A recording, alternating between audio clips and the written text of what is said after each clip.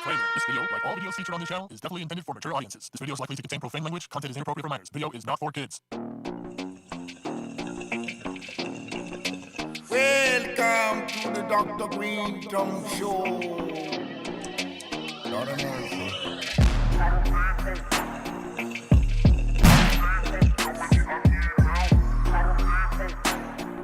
How you doing?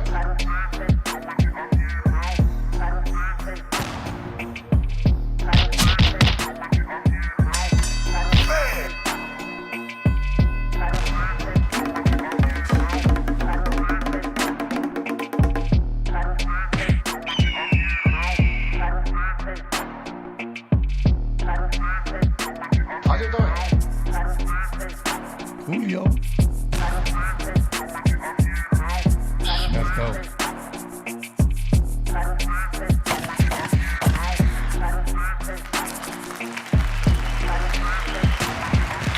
Yes. Thank you.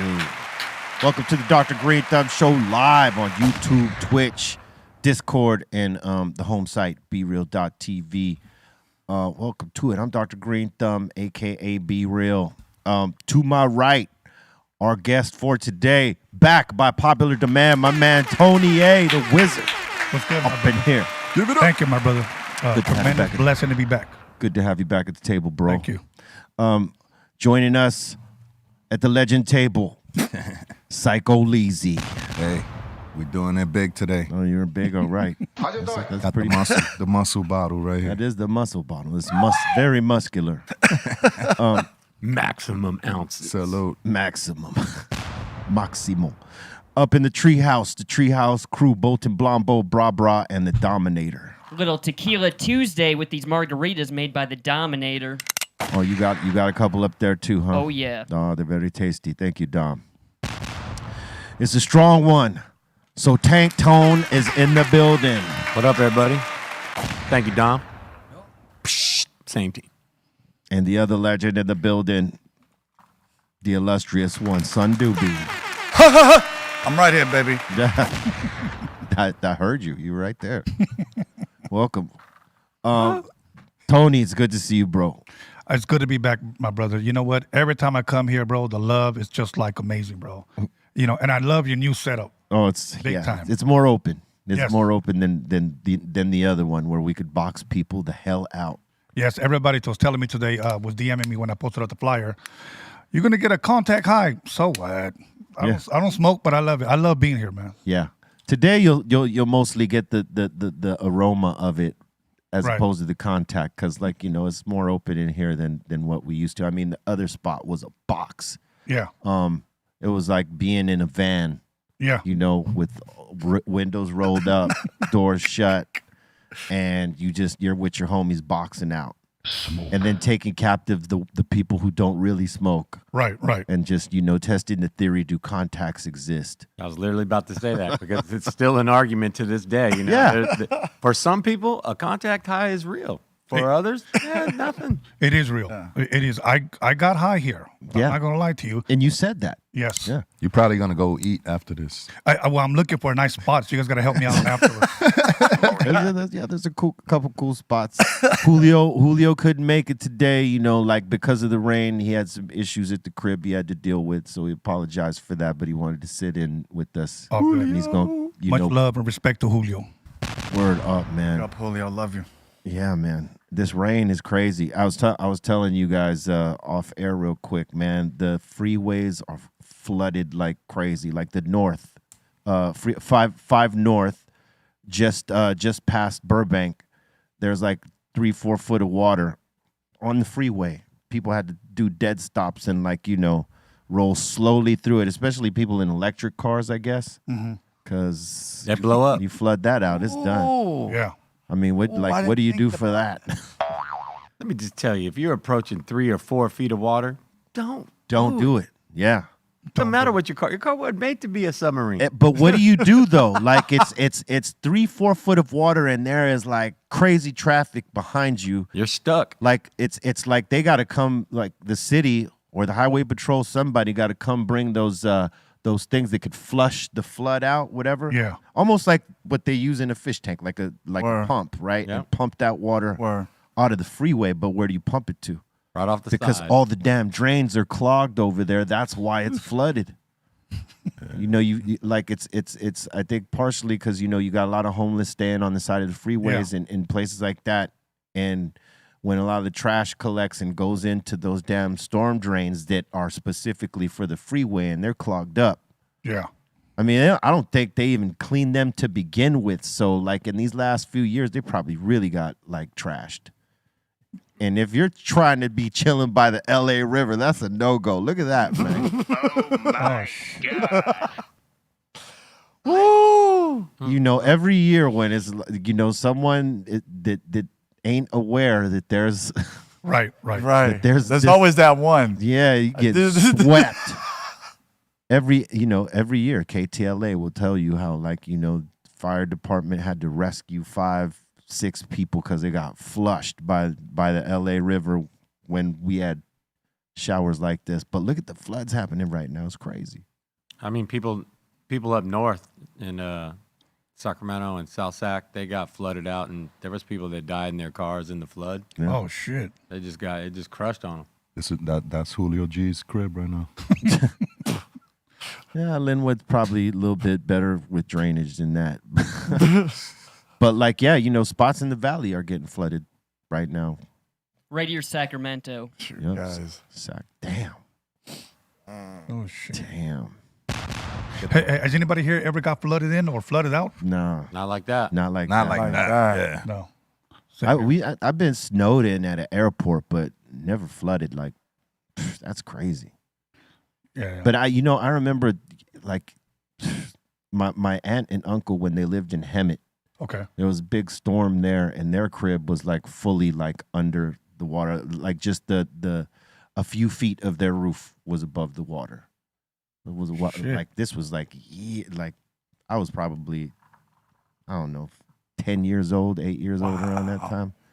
But that's the only thing that I could recall any family members being in a flood or anything like that. Wow. Because there was a couple times it flooded in Hemet, and the water got crazy out there.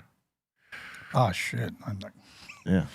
But it's crazy. We needed the water, and now Yes. it's coming, boy. Don't talk to us about no damn drought after this. exactly. We're still going to hear about the drought. There ain't no doubt about Yeah, it. they're going to lie to us about that for sure. You know, they're going to think of a few different reasons on how we didn't capture the rain properly or whatever. Always some Got away. You know, always the some ish. You know the crazy part about the whole capture the rain story is we've been talking about capture the rain for 20 years. We could have easily made the facilities to capture that rain, to handle these kind of scenarios. Yeah. But we ain't done nothing. We just play dumb, act like it ain't nothing. I think they do, and they don't tell us, so that we don't do it, and then they punish us if we do, like, you know, tax us for it, and then make us dump it or confiscate it. Like, especially people with farms, because they want you to pay for that water, whatever. Like your, you know, whether it's to sustain animals or crops or whatever. Yeah. That's a lot of money. Oh, yeah. If you're, you know, you have a water reservoir of your own and you ain't paying for it, they ain't gonna have that. They need your money. They want it. Vote for me. I'll never solve any of your problems. I won't solve any of your. I'll take your money. It won't solve nothing. Nothing. You can go back to what you were doing. I'm not saying anything. Just listen for a minute and go back. Go back to what you were doing, man. Pretty much. Yeah. Yeah. I mean, when you think about what some of them farms up north went through, like just a few years back, like maybe 5-6 years back, a lot of them shut down because they couldn't get water. Like a lot of them. And they blame it on the weed growers, the Yeah. almonds. Yeah. But it's not. No shit. They blame it on the weed growers? Yeah. Well, it takes a lot of water to grow cannabis for sure. Well, okay. But it's, you know, it's not all our fault. It's just like any agriculture product. Right. You know, if you're growing it from the ground, needs water. Needs water, yeah. But the California needs water too, right? Right. Because now we got it. You better capture this right, man. They should allow farms to capture water. They should, Yeah. and just store it. and then like not regulate, but sort of have some sort of systems of measurement, like when you use that water. Yeah. Right? Like it should only be used on emergency according to them, right? Because they need to make money off of your paying for your water. Exactly. They charge us for every resource except for the air, and now they're doing it through the green initiatives and the carbon. We're trying to regulate the carbon waste and your carbon footprint, but it's like if they could capture the air and charge us for it, Oh yeah. we'd be paying for air right now. You want to breathe? You want to breathe? We're gonna shut the air off on you. You don't pay this breathe tax, this air tax. Oh man, that would be a cold game to run if they could run that. Yeah, I mean, Manipulate. I could see that. yeah, no, it's on. Just put that on the board of potential future reality. They just If we just don't do something about it. They just got to convince you that you can't breathe the air. You have to be connected to this, or something like that. And there you go. I don't know if they'll ever be able to sell something like that, man. The air is no good for you. This It just need did. this We just air. went through the You pandemic. got to run on this oxygen tank. Everybody's Pretty talking- much. on your back. Renew these tanks every month. There's Like still, recycled bottles. Right. Believe B, I hear you. there's still people Some scared. Some covering little it up. old lady in the mountain or whatever. That's a little extreme, no. She's gonna. I mean, it's a little extreme. But, I mean, when you think about some of the things happening today, man. Yeah. Whoever would have thought water was gonna be bottled back in the '80s or in the '90s, right? Like we was drinking water out the hydrant, The water hose. The water hose, yeah. pump. Yeah. I mean, that was our Gatorade back in the day, man. Yeah. hose was That's- pumping out and good then water. How many things did we ingest through those water hoses and them old ass pipes to some of the cribs we were We were like made us back grow to strong Fifth That factor. water was good. But believe it or not, it Back was probably then. the best water. back then. It was cold. Today, not Yeah, so good. Exactly. Yeah. Not It today. depends on the city, if they upgrade their infrastructure on how they distribute water to people, because like certain cities, their water is better than others. But we've seen what they did in Flint, and that ain't the only place. Right. Well, yeah, Oh yeah. but I'm saying, like let's just say, for instance, like Glendale or Eagle Rock, there you for go. example, they're they upgraded their system of water distribution some years back. So like if you were you could use their tap water as drinking water, for example. Like most people won't use their tap water as drinking water. It's either for cooking or cleaning. Right. Because there's too many things in the water. I'm Yeah. trying to watch my language before You're gonna mess that. Don't yeah, I worry. know I am. I'm just trying to hold it together, trying to articulate properly. There's too much in the water, right? Right. And so people don't like drinking the tap water. So they'll drink like the bottled water. They'll go buy bottled water. They'll put a filter on their deal. And cities like Glendale or Eagle Rock or whichever it was, like you can pretty much drink their water off the tap because of the new filtration system they got on their water distribution that they upgraded some years back. So like if you pH their water as opposed to water somewhere down here, big difference. You ever see the videos where people lighting their tap water on fire? Oh yeah, crazy. I've never seen that before. Oh man, come on, Colton. You can find a quick clip of that. Holy shit. No, well, I shouldn't have said that. So, Well, no, you're good. It's for the hosts. Oh, okay. We have a 30-minute challenge where we try not to curse, and if we do, we got to take a shot or flips from Yep. from oh, this here. okay. Yeah, I've been looking into the filters. They got filters for the fluoride and all that. Oh, yeah. in the water, even for your shower head. Yeah. So Yeah, the one of the best ones is Kangen water. If you get that, Kangen's that's great that's the best one. because you can do both. Yeah, make it really pH or acidic for like a medical, like cleaning out your wound. Yeah, it goes from 8.5 to 9.0 to 9.5, and the 9.5 is the one you really want to be ingesting, but you gotta like ramp up to that because you could get the Hershey squirts if you Yeah. ramp up too fast. the Yoo-hoo. You gotta ramp up slowly, but it's good for you. That particular water is good for you, man. If you got questionable water on your tap, And you don't buy bottled waters. Get a Kangen water filter, and you're gonna be all right. Yeah, great structured water is what the body needs. It's Absolutely. Yeah. It's the foundation. Yeah. You know. And you've been getting your workout on like crazy these days. 5 days a week. 5 days a week, at least for a good hour, one body part a day. I used to go in there and I didn't know what the hell I was doing when I first started, maybe like 5 years ago when I started working out. And I didn't know what the hell I was doing. I was just copying people and I was asking people. And I finally met up with my trainer that used to bodyguard for us like 1990 when we were on the road with Quick, Second to None, and AMG. Yeah. And I recognized him and I went up to him and I said, hey, man, what's up, big dog? So we started talking and I said, I don't know what I'm doing, bro. Can you help me out? He goes, yeah, I could tell you don't know what you're doing. So that was humbling. And the first thing he taught me was form. Yeah. It doesn't matter how much weight you lift. If you're not lifting it properly, you're not going anywhere. Yeah. So, and then he taught me about water. Water has to be your best friend. Yeah. So, And that's hard too. yes.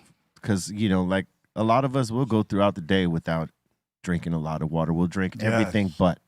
I had to learn that later on. Like I didn't learn it really proper till my 40s where like I started drinking a lot more water. Yeah. And, because you cannot work out dehydrated, man. No, you It cannot. works against you. Definitely.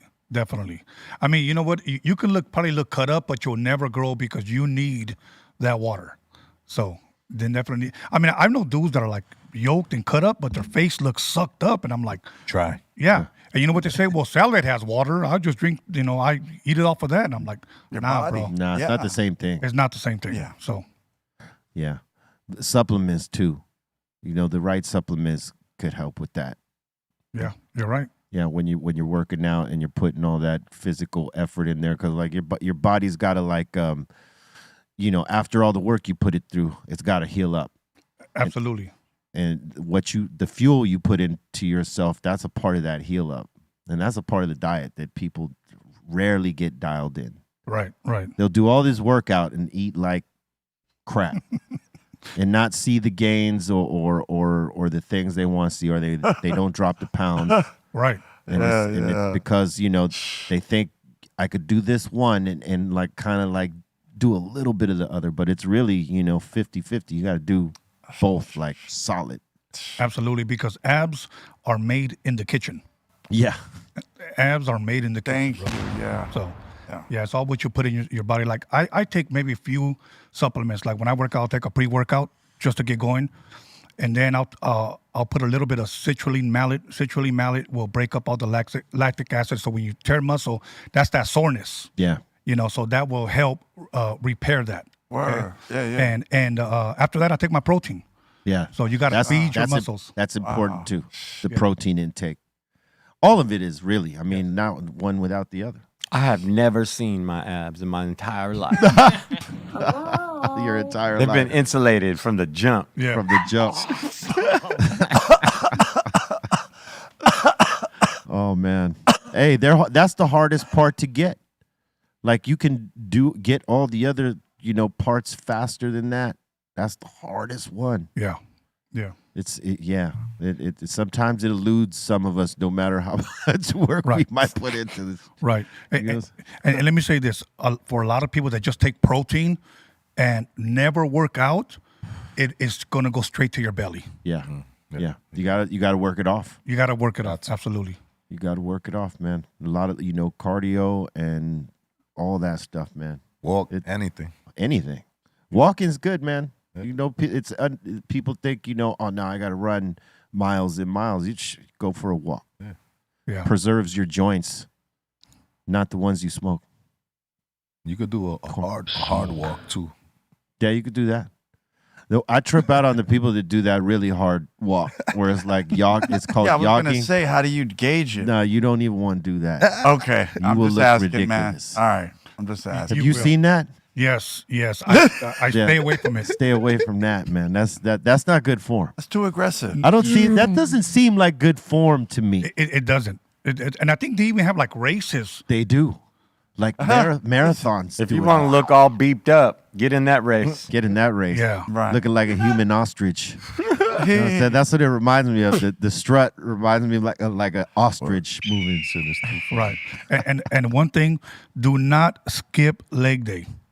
do not skip leg day. Because let me tell you something. You never know when you're going to take a good one to the chin. Yeah. You're going to have something to hold you up. You need stems. Yes. Ooh, yeah. And the other thing is, if you're trying to drop weight, the more squats you do, and like the more work you do on your legs, you end up burning more calories this way because it triggers your metabolism. Yeah. Dude, oh Yeah. man. People don't know that. They do all the other stuff, but they leave the legs out, and they don't ever, they're wondering why they don't drop the weight, and that's a big part of it. Big time. Diet, True. squats, True. and putting the work in more than anything. Right. Right. Can't half-ass that part. I mean, when you go to the gym, bro, and then you see those girls working out of them legs, they're sculpted so beautifully. You're like, hell yeah. I can appreciate. That's There you go. that's motivation. Motivation. He said, "Woo!" Hey, have you been on the turntables lately? Just like No, I have. You know what, man? And I got 2 Technique 1200s at home, and I had them painted like R2-D2 from Star Wars. yeah. So they're blue and white and everything. Oh, that's tight. And I got them set up and everything, but I just haven't been because I've been filming, I've been podcasting, I've been doing other things. Yeah. But when I do practice, it's just vinyl. I've been away from the whole Serato thing. Yeah. Because one thing I want to do eventually give tutorials on Spinning with vinyl. spinning with vinyl, and show people how to do it. Yeah. Because today, one thing I noticed that people are teaching people how to do it on Serato, which is cool. I don't have no problem with that. But if you're one of them, maybe younger heads that wants to learn the old school way, Yeah, traditional. I'll teach you how to do it. Yeah. Yeah. With the old Newmark mixer, I still got it. And that's an art form, man. To be able to spin off wax. A lot of people don't. Yes. You gotta have a touch. You got to have a touch, and you have to have an ear Can't come out heavy. You gotta have the vinyl. and the vinyl, And the vinyl. the right vinyl. Yes, You're not- that's important. Yeah, you can't be all heavy-handed on vinyl. No. That ain't how it works. I was doing vinyl last night, and homies turntables, I could barely put the needle on and hold the record because it was like jumping. Well, because a lot of these guys ain't set up for that anymore. You know what I mean? So it's like they're busy DJing off of controllers most of the time Yeah. now. Whereas heads like us, we'll DJ off the needles, and then if we tell them, hey, yeah, we'll come spin a set. We need this, that. They don't even know how to set that up properly. You know what I mean? It's crazy, but that's because they don't have all the knowledge. They might have been taught on this particular system and not the traditional way. Well, I think to build proper foundation, you got to learn the traditional way. I believe that too. And like I've taught people before, but they want to learn how to scratch right away. And I'll say, forget that. And I'm going to tell you why. That will come later. Because if you DJ a wedding, a quinceañera, backyard party, hall party, or the club, they're not going to want to hear scratching. No scratches. Dance. Yeah. Can you rock the party without scratching? Can you I like blend? scratches. I know. That's why it hurts.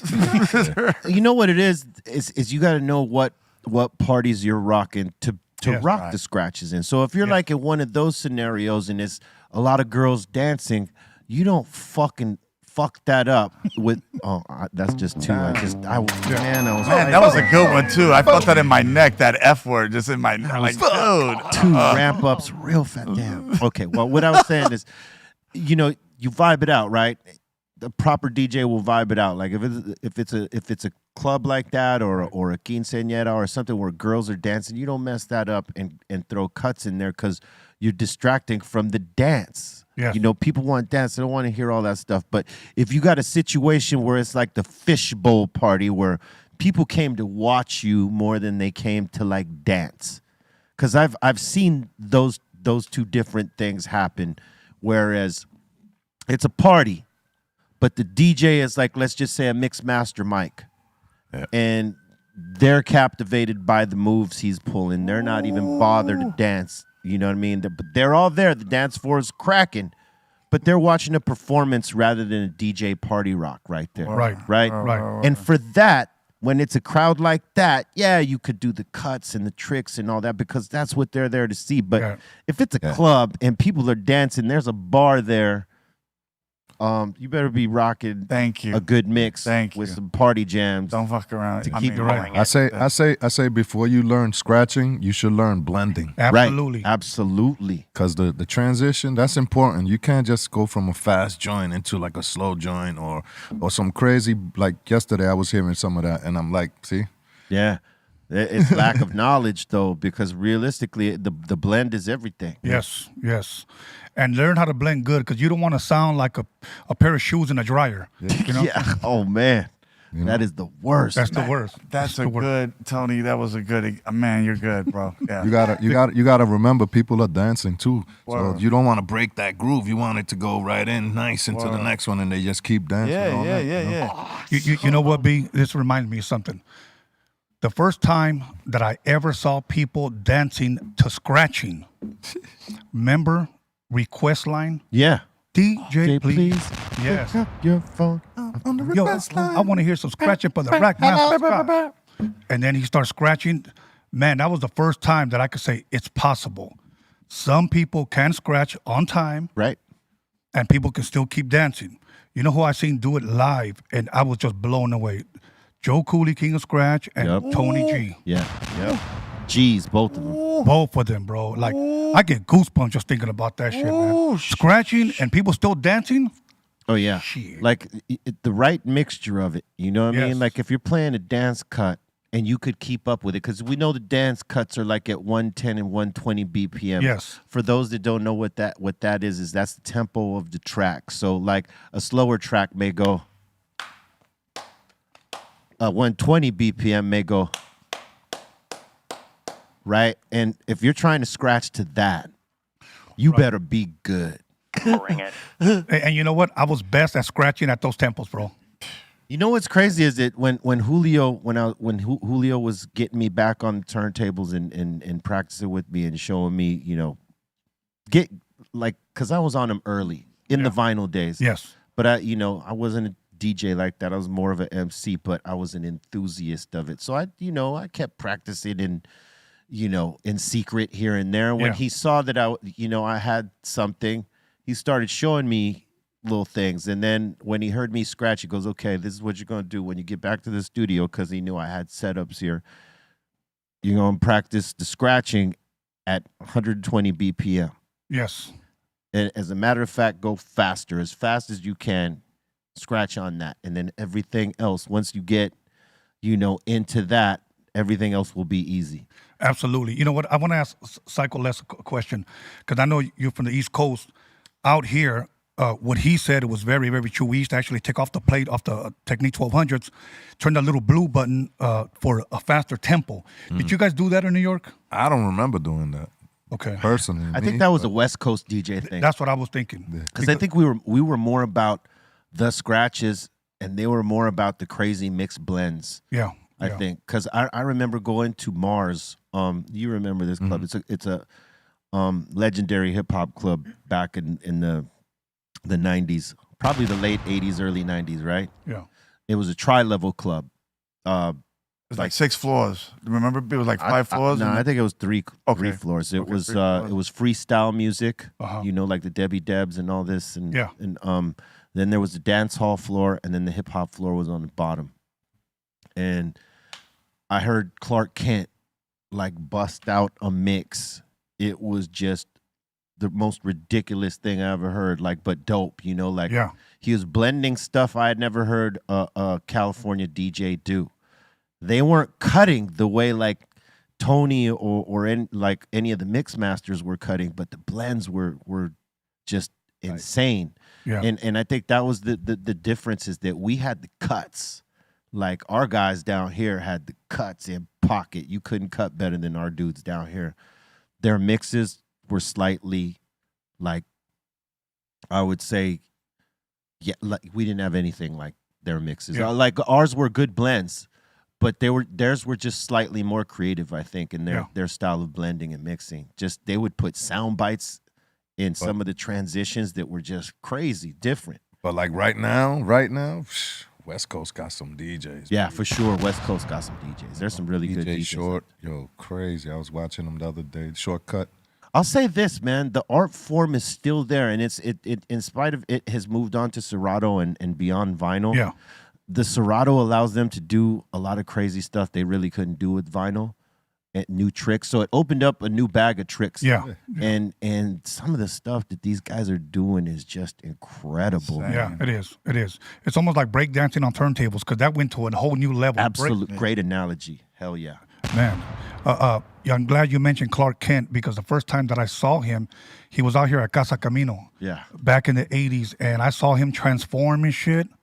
Fucking insane. Crazy. Insane, bro. And then I'm glad you brought up dance hall because the first time that I ever heard dance hall was Jamalski. Remember Jamalski? Jamalski, yeah, that's right. He was down with KRS-One for a That's time, right. right? BDP? Came out through BDP. That's where I think, maybe you guys can help me out, where I think possibly reggaeton came from. Yeah, I think it was sprung from him and El General. Okay. Because El General was the first dude who was doing a dance hall style in Spanish. Boom, boom, mami. That's right. Yeah. His was just from Puerto Rico, right? Panama. Panama is from Panama. Yeah. That's right. He was from Panama. Remember, B? Panama. right. Remember, yeah. And so he, I think, is listed as the very first. Okay. But it was in that time where hip hop was crossing up with dance hall a lot. Yeah, I love that shit. That Like a was dope. super cat, remember, B? Yeah, Like oh, that. man, remember? there was so many Gangsters. dope collaborations. Oh, man, those dudes were... Yeah, Supercat was really dope. Ooh, B. You know what was a dope collab was the one between Supercat and Heavy D. Them No Worry We. Oh, yes. Classic. And it's the first time like That's Heavy D classic. doesn't do a traditional rap verse. He does like he's chanting like reggae style. Toasting, yeah. Yeah, he's Yeah. toasting. There Yeah. you go. I mean, you got to remember, Heavy D's Jamaican. He's Jamaican. Yeah, But that was like got it. after. Rest in peace. What's crazy is that after that he started making dance hall records, and they were dope, man. Rest in peace, Heavy D. He was a cool dude, man. But he was versatile like that, and nobody knew that he could like flip, like the way that when you heard Grand Poobah with Don Barron before Oh, hell yeah. Yes. Master of the ceremony. Masters of Oh, Ceremony. man. That was a dope combo right there. Sexy. And I think Don Barron was the first one who kind of brought Oh, man, real- that was that. Yeah. Yeah. that was a hell. DJ Who and all that. I mean, yeah, that was those days, man. Yeah, and then man, it was just when I saw Poobah, he was the first one with the Gucci Dapper Dan talking to the girls coming out of the Mercedes. Remember, this is a time when Run DMC still had the big dookie ropes with the leather jackets and the Stetson hats, and that was another look too. But it just showed Poobah. You know, it just showed that Yonkers, Bronx, Uptown, Harlem. And You he had know. a dope style. Yeah, His- man. his, like, Thank you, his, B, yeah. His swing was just different, and his voice too. Like his voice was. Would Take It Easy by Madeline be considered in that genre? Yeah, I think so because he's toasting. He's not rapping. Yeah, I mean, man, the hip hop, the way they put it together, mesh, yeah. they mesh it together, like B said, yeah. Well, Man. KRS-One was doing it in songs. Hell yeah. You know, Just Ice. with Just Ice and just in other tracks Thank too. you, Like Just Ice. Oh Damn, man, Just Les, you Ice. hit me below. yeah, so Got there's me, man. always been this bond. You know what I mean? Yeah. With dance hall and hip hop to some degree. Yeah. Whether guys were using lines from a dance hall record or they were collaborating with a dance hall artist or they flipped the dance hall beat. Yeah. And you know, and in that there was the birth of reggaeton Yeah. and then the rest. Bro, the first reggaeton song that I ever heard, I was at a club and they played, I think it was called Dile from Don Omar. Yeah. Bro, I saw girls dancing and their hips didn't lie, bro. Hey, let me tell you something. That is the realest thing ever. Okay, now I could curse, so I'm gonna fucking ramp the fuck up right now. I told this story recently, and let me tell you the power of reggaeton, man. We're getting an award in Puerto Rico for, you know, being Latino artists in hip hop and achieving the success we did. It was a Lifetime Achievement Award, but it was a reggaeton deal, right? Okay. They were just giving us an award. Our greedy ass manager at the time, who was no longer our manager for several years, more than several, she wanted us to do a show, and she wanted to get paid for us to do a show. We suggested as the band, let's just get the award and party out and be cool. No. Let's utilize. Let's maximize. I'm gonna get you paid. All right, cool, whatever. So we line up to do the show. We do the show.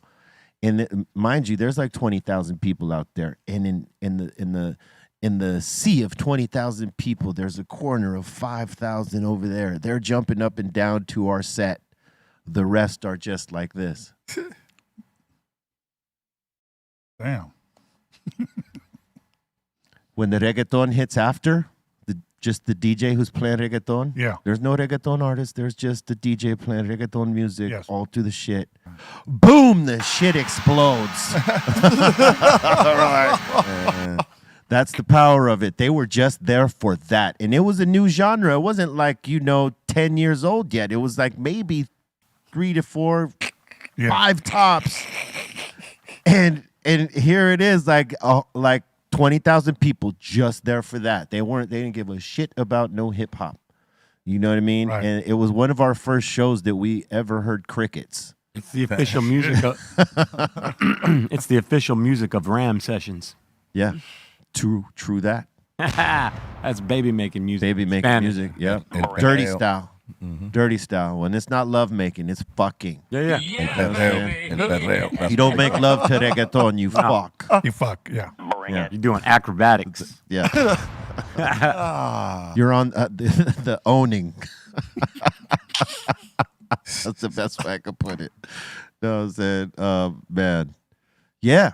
It's crazy how it's birthed its own stars in the game. Like guys like Daddy Yankee and Don Omar in the beginning and Tego Calderon and Yeah, there's a lot of them out there. Yeah. Don Chazina and Ray Pirin and all those guys. Ivy Queen. Ivy Queen. Evie Queen, however you want to say her name. Yeah, amazing. I think Elvis the Pelvis would have definitely been in the reggaeton. Yeah. Yeah, probably. Elvis You might have been trying to, do a man twerk. A man twerk. Damn, you just gave me a visual. That's that's the worst, man. Well, yeah, no. What a man twerk. Well, I can't even pronounce that. That's crazy. I almost said something. But anyway, let's go. Next one. Man. Oh, yeah, twerk. no, I got to get that out of this. But B, I want to give you your flowers, and I'm going to give Psycho Les flowers because I see you guys on the turntables. Yeah. I see you guys on needleless turntables, if I'm correct. Yeah, I that like rain that. set. It's the rain set. Yeah. We've been doing like Les. He stays on the other set. He'll do the I do the needles. with the needles and Okay. I'll do the needleless. I mean, I learned on the needles. Yeah. And I thought, you know what? I've been doing that for a minute. Let me try this needleless deal. Because a lot of times when you DJ clubs, they might have this system. So I wanted to get used to it. And it's pretty good. It's pretty accurate. It takes a couple, it takes a few weeks, maybe a month to get used to like the touch. Okay. Because you could be heavy if you want, but Yeah. like you want to stay light. Because when you get back on needles, like if you've been on those too long, you may like heavy hand it. But, Yeah. like I try to stay light no matter what. And but they're good, man. I can't complain on them. They're good for like, for streaming stuff and if you don't want to risk the needle skipping. Yeah. If you're not all the way like confident in your light touch, those are the business. Like these are the ones with the phases. Oh, yeah. Those are like the electronic needles. So you could even take that off of the wax and just move it and it'll make the sound. No shit. Yeah. That's the crazy thing about those. Damn, you don't need humans anymore. Yeah.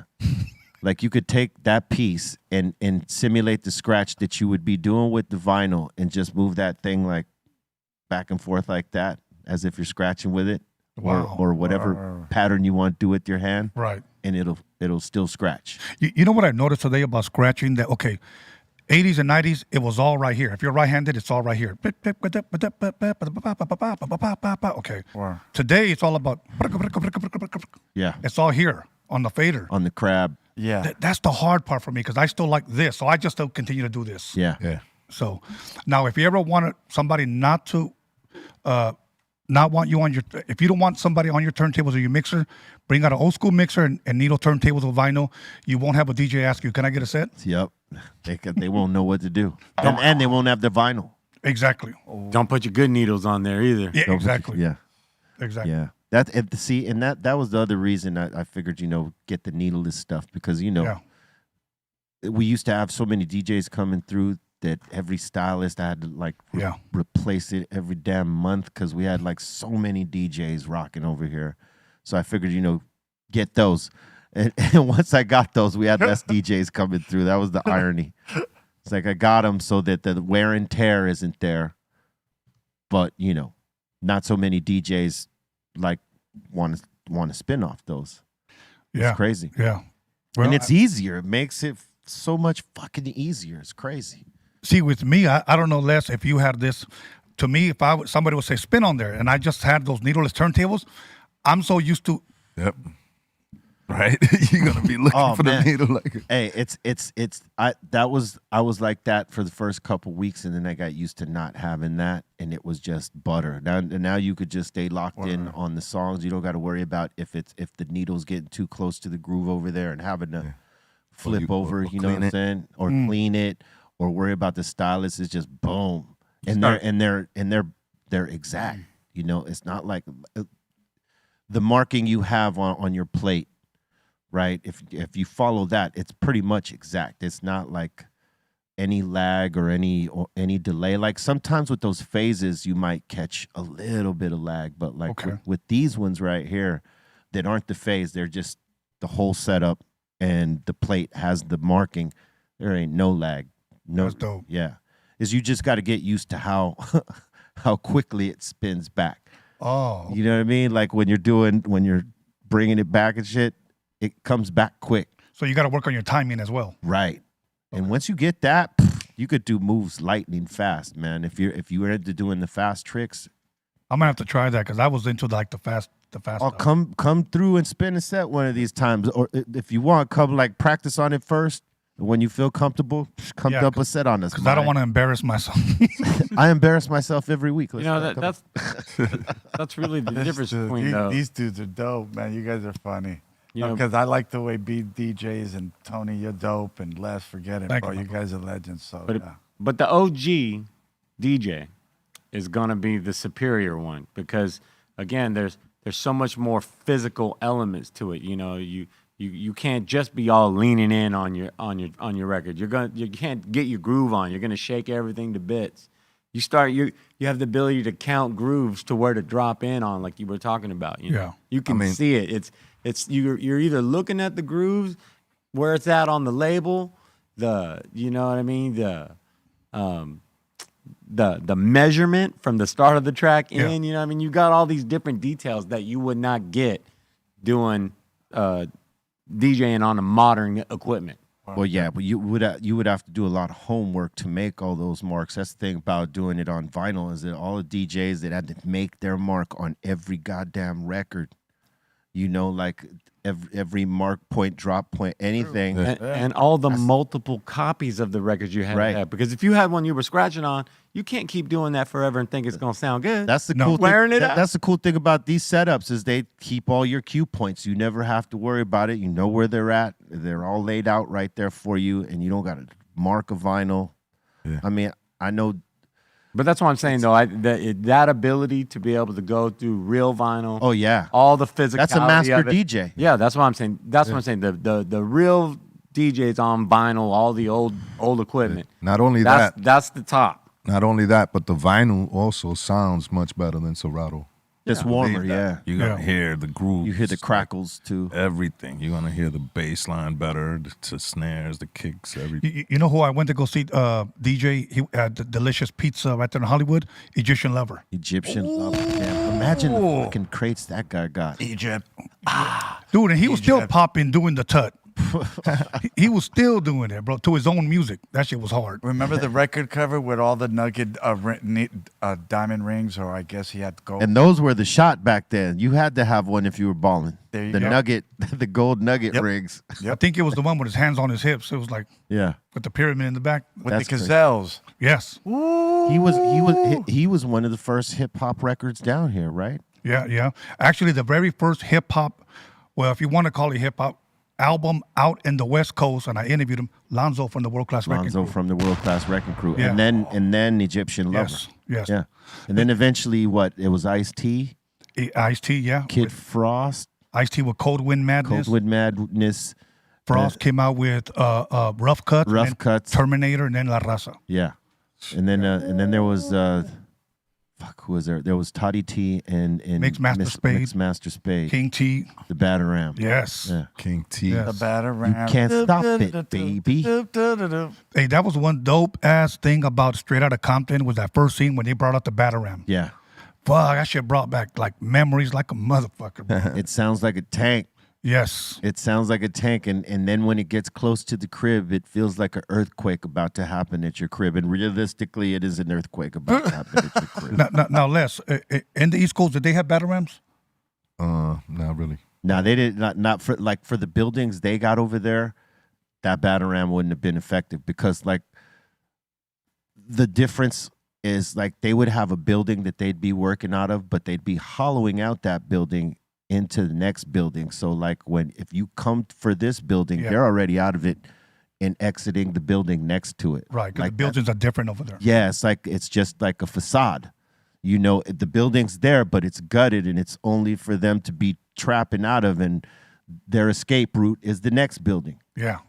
Like that's how they pretty much had it. It's crazy, you know. So you could have Batarammed that crib, but they were already out on the other one, right? Am I wrong? I'm sure they was right. getting, you know, they was knocking them down too. So. Yeah, they had to kick down doors over there. Yeah, of course. Plus, I don't think the streets were made for the Bataram. Like our streets, you got that, you know, you like one level dimension as far as like than opposed to the East Coast. You got projects where it's too much shit for that thing to get around to be useful. You know what I mean? So they got to take in that one by hand and the hand one.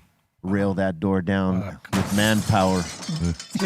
Just take your most wildest imagination of how it could possibly be, and know that they already got that beat. They done already. That's took true. That. I mean, that was yesteryear's imagination. They got shit right here in this LAPD garage down there with all the, you know, the people control vehicles down there parked there. They Flash got grenades, they got the one M38. where like all they gotta do is hit the sound, and everybody will drop.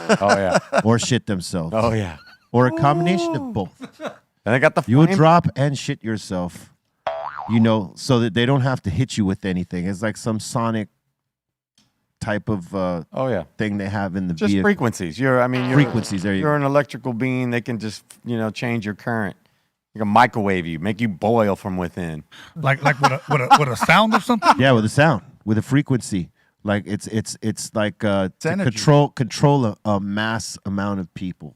And they got the flamethrowers if they want to get medieval on you. Well, they're never going to use the flamethrower stuff, but they will use the sound frequency because it's not going to harm you physically, but it will disable you. They can disable just like that. Yeah, you know what that shit reminds me of? Remember Hadouken? Oh wow, that's what Street Fighter. Yes, that's what that shit reminds me of. Like, damn, they threw an Hadouken at us. Yeah. Just don't be mad when you seen that kerosene one, because it'll just, man, I'll be running the other way, that way, man. Yeah. Yeah, man. It's crazy what they got to deal with people, but they can't break it out because if they do, like with something that doesn't warrant it, then the scrutiny comes like, hey, why do you guys got something like that? And how come the people, the taxpayers, don't know about it? Yeah, you're what right. the fuck is this thing? True. So they cannot break it out unless like the shit happens that is beyond any control. That's why every citizen should have their very own personal EMP device. So when they roll up, boom, shut them down. Well, the EMP. Shut their shit down real quick. Nope, you're not gonna use that on me, buddy. It's not military. Yeah. That's like a force shield. Remember, like an Asteroids Part 2? Yeah, you're exactly right. Yeah. Yep. I mean, because like, what could you do against something like that? Nothing. I mean, you could even have like ear protection on it. It's going through that. Yeah, your ears are safe from EMP. Well, no, I'm not talking about EMP. Oh, yeah, no, the other. No. If you have a pacemaker, I think you'd be done. Yeah, if you got a pacemaker, that's not good. Yeah. Or if you have a type of apparatus in your body that it's electronic and it needs to keep your body going, and EMP will take that out. Yeah. You need a Faraday bag to wrap your body in. He got all the remedies right now. You got to have an EMP device and a Faraday bag that you could climb in. There it is. That's real. It's very, hear that, very you know? extreme. Bring it. Very extreme, man. I don't know. That Faraday cage Gucci wear. All right. That way you looking good while you're protected. Yeah. All right. Style with safety. All right. I That'll, mean, it's not available, but I'm just saying, in a perfect world, we could have that. We should have that. We could sell those. We can make them ourselves. Well, you could buy a flamethrower right now. You know what I mean? A Gucci print flamethrower. I mean, Let's go, man. you That's can get your ballin' Gucci wrap shit on right there. there. I'm sure. Tesla. Yeah. But All right. the flamethrower is available right now. Let me they're ask- not even that expensive. All right, look. If you hit the Mega Millions, which is at 1.1 billion, you could have that flamethrower Hell yeah. Gucci print. You could have a flame-proof box too. You so could have someone two of pulls one those. on you. You could have two of those because the Powerball's at 340 million. You know what I'm saying? Just play the lottery. You can get all of them. Buy them tickets, people. That's Don't be crazy. afraid. That's crazy. No one's hit it yet. yeah. Okay. Let me ask you, B. You hit it. What's the first thing you do? I'm the fuck out of here. No, I don't. That's hard to say. It's hard to say. There ain't nowhere to go. There's nowhere really to go. Buy an island. Go buy an island. I'm definitely not going to become rich and trap myself on an island. That'd just be Yeah. crazy. Well, no, I would not even live on the island. I would just buy it. Vacation spot. So they're like, oh, you need a vacation? Hey, Tony, jump on this flight. Go to my island. There's Mr. Rourke and Tattoo are waiting for you. That's over right. there. There. Everyone smiles. Smile, 71. I don't know. I'd probably get into philanthropy heavy. Right on. Definitely give back. My immediate circle and everything I cross paths with on the way would be living good. Yeah. Well, I would live good, That definitely. that was worthy of it, of I'd course. be getting into philanthropy and living good. Absolutely. But I'd still be doing all this shit Yes. because I love doing it. You know Yes. what I mean? To me, this part, We'd be like- really doing it then. yeah, will be real. Yes. There's a no limit version. Yeah, we're out of Bring this it. building into a new one. Oh yeah. Yes. That's all right. You can come along, old man. Yeah, the old man can come as long as he behaves. Yeah. You remember us telling you about the old man, right? The spirit in the building. Yeah. Yes. Yeah. I kind of remember it just a little bit. Yeah, he's been cool lately. He hasn't been really, doing any crazy mischievous shit. No, did he ever in the past? Oh yeah, he would move things on the table when we were upstairs more than anything. In the broadcast. During the broadcast, like so when we had GF here one time, we were telling him about the spirit in here, and he said something, and he didn't see that a can was moving towards him, and we didn't even see it because we were pretty much just talking.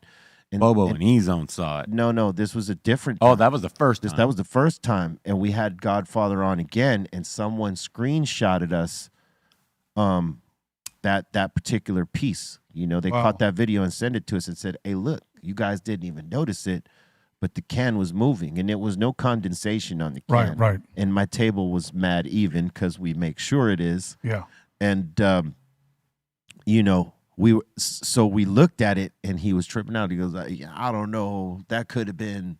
I'm like, there's no effects here. Yeah. Right. Some people usually try to explain it away. Right. So the next time he was on, it happened right there in front of him. That's when Bobo and E-Zone see the can moving. Yeah, in front Bobo of them. paused out. Bobo's in the middle of saying something and goes, "Yo," and E-Zone got a drop mouth. and the E-Zone dropped his mouth, and then the can starts moving towards GF. Oh shit. You see it? Yeah. See it? The purple can. Yeah. I mean, it's still moving. Yeah, it kept moving. Even beyond this right here, it pauses right here, and he starts talking, and it starts moving closer toward him again. Yeah. Wow. It goes behind the Stundin. But I really think you got some pimp in you, and that's why that's still living. God bless you, brother. This is the most impressive thing I ever seen, brother. If you'd reach out and touch me right now, I would feel even more. My hand is right here, man. Bro, please. He moved his way towards the fire. That is so impressive. I am sitting in front of this thing right So people thought it could have been condensation, right? Yeah. But the can was dry. And when it happened in front of E-Zone and I before this, because that had happened before GF came on, and the can moved towards E-Zone, and there was no condensation on that can. If you zoom in on the video, you can clearly see that there's no condensation. Yeah. So cable's dry. Well, condensation alluding to it's a paramagnet. Yeah, because sometimes when something has condensation on it, like a can, if the table's uneven at all or anything, it'll do a little shimmy and move a little bit. But and blame it on the pressure of the alchemy. This was not that, because we've seen things move on the table upstairs in different ways. Wow. It never leaned to one way and just went one way. The cans moved in different ways. We've had a couple of experiences like that on the podcast where we take off the headphones after our calls and we lay them down. Now, usually if we take them off and we kind of like, if we open up the headphones and leave them, they'll close by themselves. But these headphones were closed, okay? And we're talking and then we're noticing that the headphones just closed even more. So I thought to myself, okay, cool. You know what? Maybe nobody noticed it. Right. But we did a couple of more shows where we didn't even use the headphones, and then they would just close or they would just move like by themselves. And then one time, I'm watching the podcast, and I've noticed that something flew by and it looked like a damn bird, like a little orb. Yes. Yeah. You know, but we saw the shadow. Like, what the hell is that?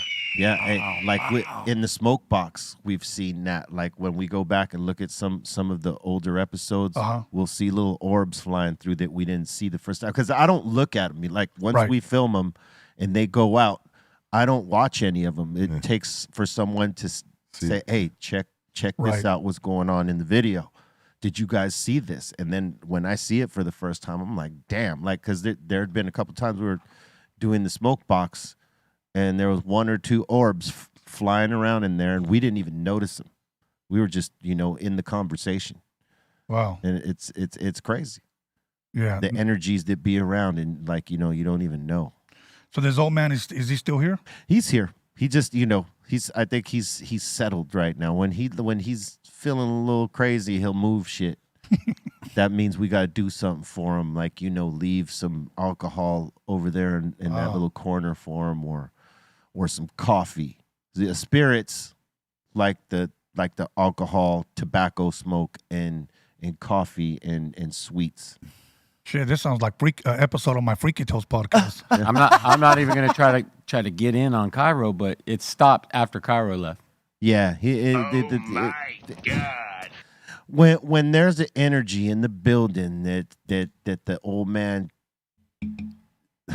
I guess, feels like the energy's off. Yeah, it was unsettled. He'll be more active. You know what I mean? But when everybody is cool and at peace and everybody's like in harmony, you don't see nothing. Yeah. It's only when there's a negative energy in the building, and definitely when homie was in the building, there was things happening. Yeah. When that left, and I'm not even trying to say anything on it. It's real. There's a timeline, and that's when it changed. So Dominator, our guy upstairs, one of our operators, he was upstairs in the old broadcast room, right? And there was nobody here but him, and he was in the room. Well, he could tell you the story. He's up there right now. Tell us the story, Dom. Yeah, I'm up here working, and all of a sudden these curtains are heavy. Yeah, they're sound curtains. They start blowing through, and I hear the door like creak from downstairs, which I know was closed because I'm here by myself. What? And then all my hairs on my arms stand up. I just start telling him, man, just chill out. I'm here in peace. Like, we're all good. And yeah. And so, like, just to give you game, right? Like, the curtains up there, we don't have a breeze up there that could make them move. Those are, the curtains we have up in that room are like them soundproof curtains to keep the sound from outside out, right? So don't move a lot. And we don't have an air duct there that would move those curtains powerful enough. So when you think about that, he was up there and they did a thing like this. Yeah, that just doesn't happen. I don't know how he didn't run out the room. That was G for you not to run out the room. But I'll tell you what, Tony, we were here, and we weren't even broadcasting. We were out in the office area, or the creative space, as we say, right? And we were chilling there, just hanging before the show was starting. And we seen this power surge, or what it seemed like a power surge, roll through the building from one end all the way to the other. We physically saw this, all of us. No shit. All the power shut down in the building and reset itself and all this shit. And it was unexplainable because there was no power surge on the block or in the city. It happened to us during the show a couple times. And it happened to us when we were upstairs. during the show, yeah. Yeah, upstairs. He didn't like us being up there, I guess. No, down here, he doesn't do shit. He's cool. Now, has anybody ever been touched by him? Aton got kicked by the old man. No shit. And that was upstairs too. That was upstairs. Everything happened, so that's where it's at. That's where it's at. But he's cool with those guys. He had been doing shit to them up there. They haven't said one thing about anything happening since we've moved the show down here. He likes Colton Spanish. Yeah, I think he likes it when we're down here, and he loves Colton's. Well, I don't know if he loves it. But He does turn the radio on, though. he does turn the radio on from time to time. All right, it's that time. You know what it is. What's the time?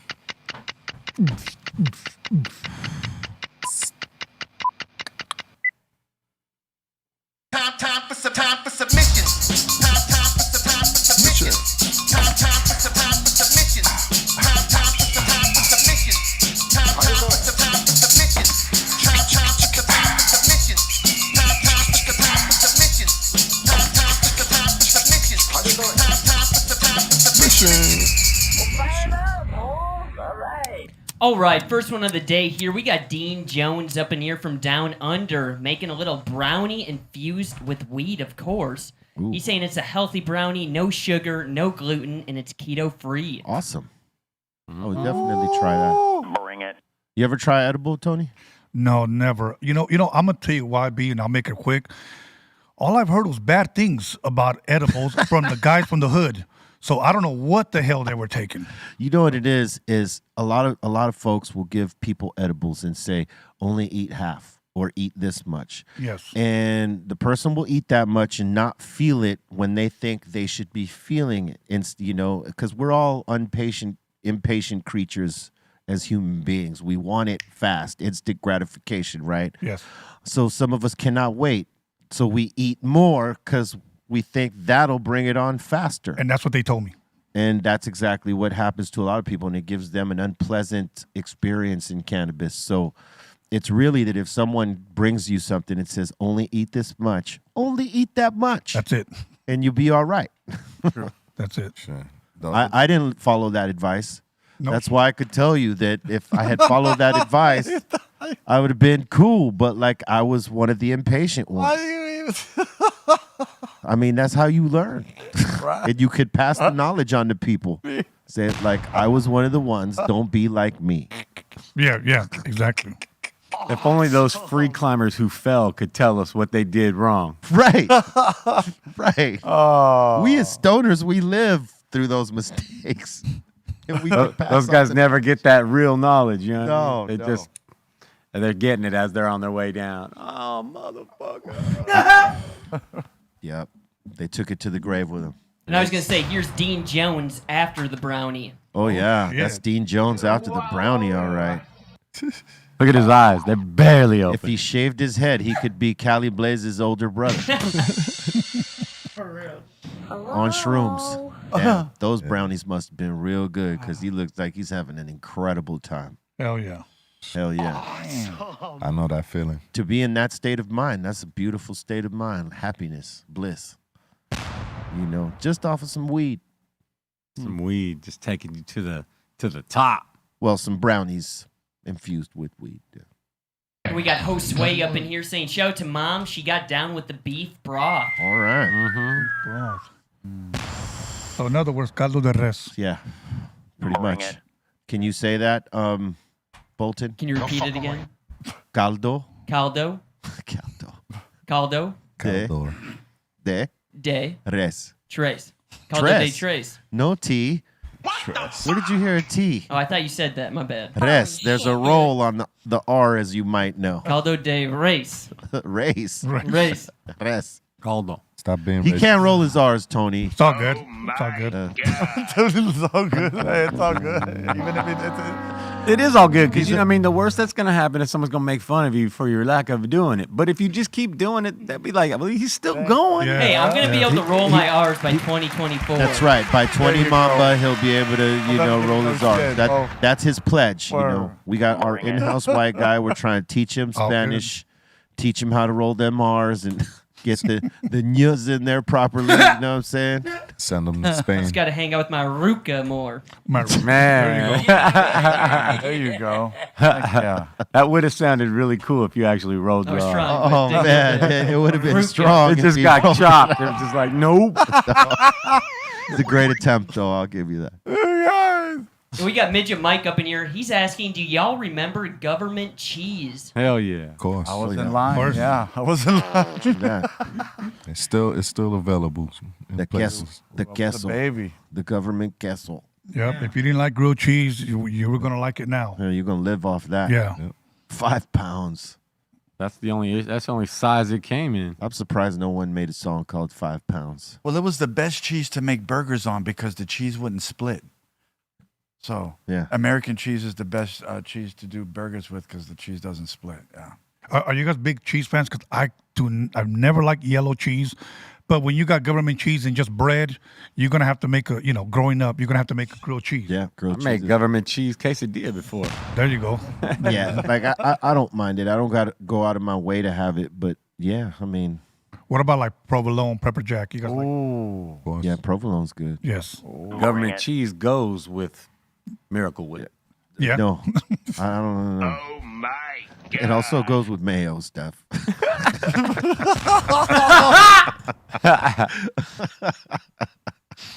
I can't do Miracle Whip, man. I just can't I do it. tried it one time. It was all good. Like I tried that Grey Poupon one time.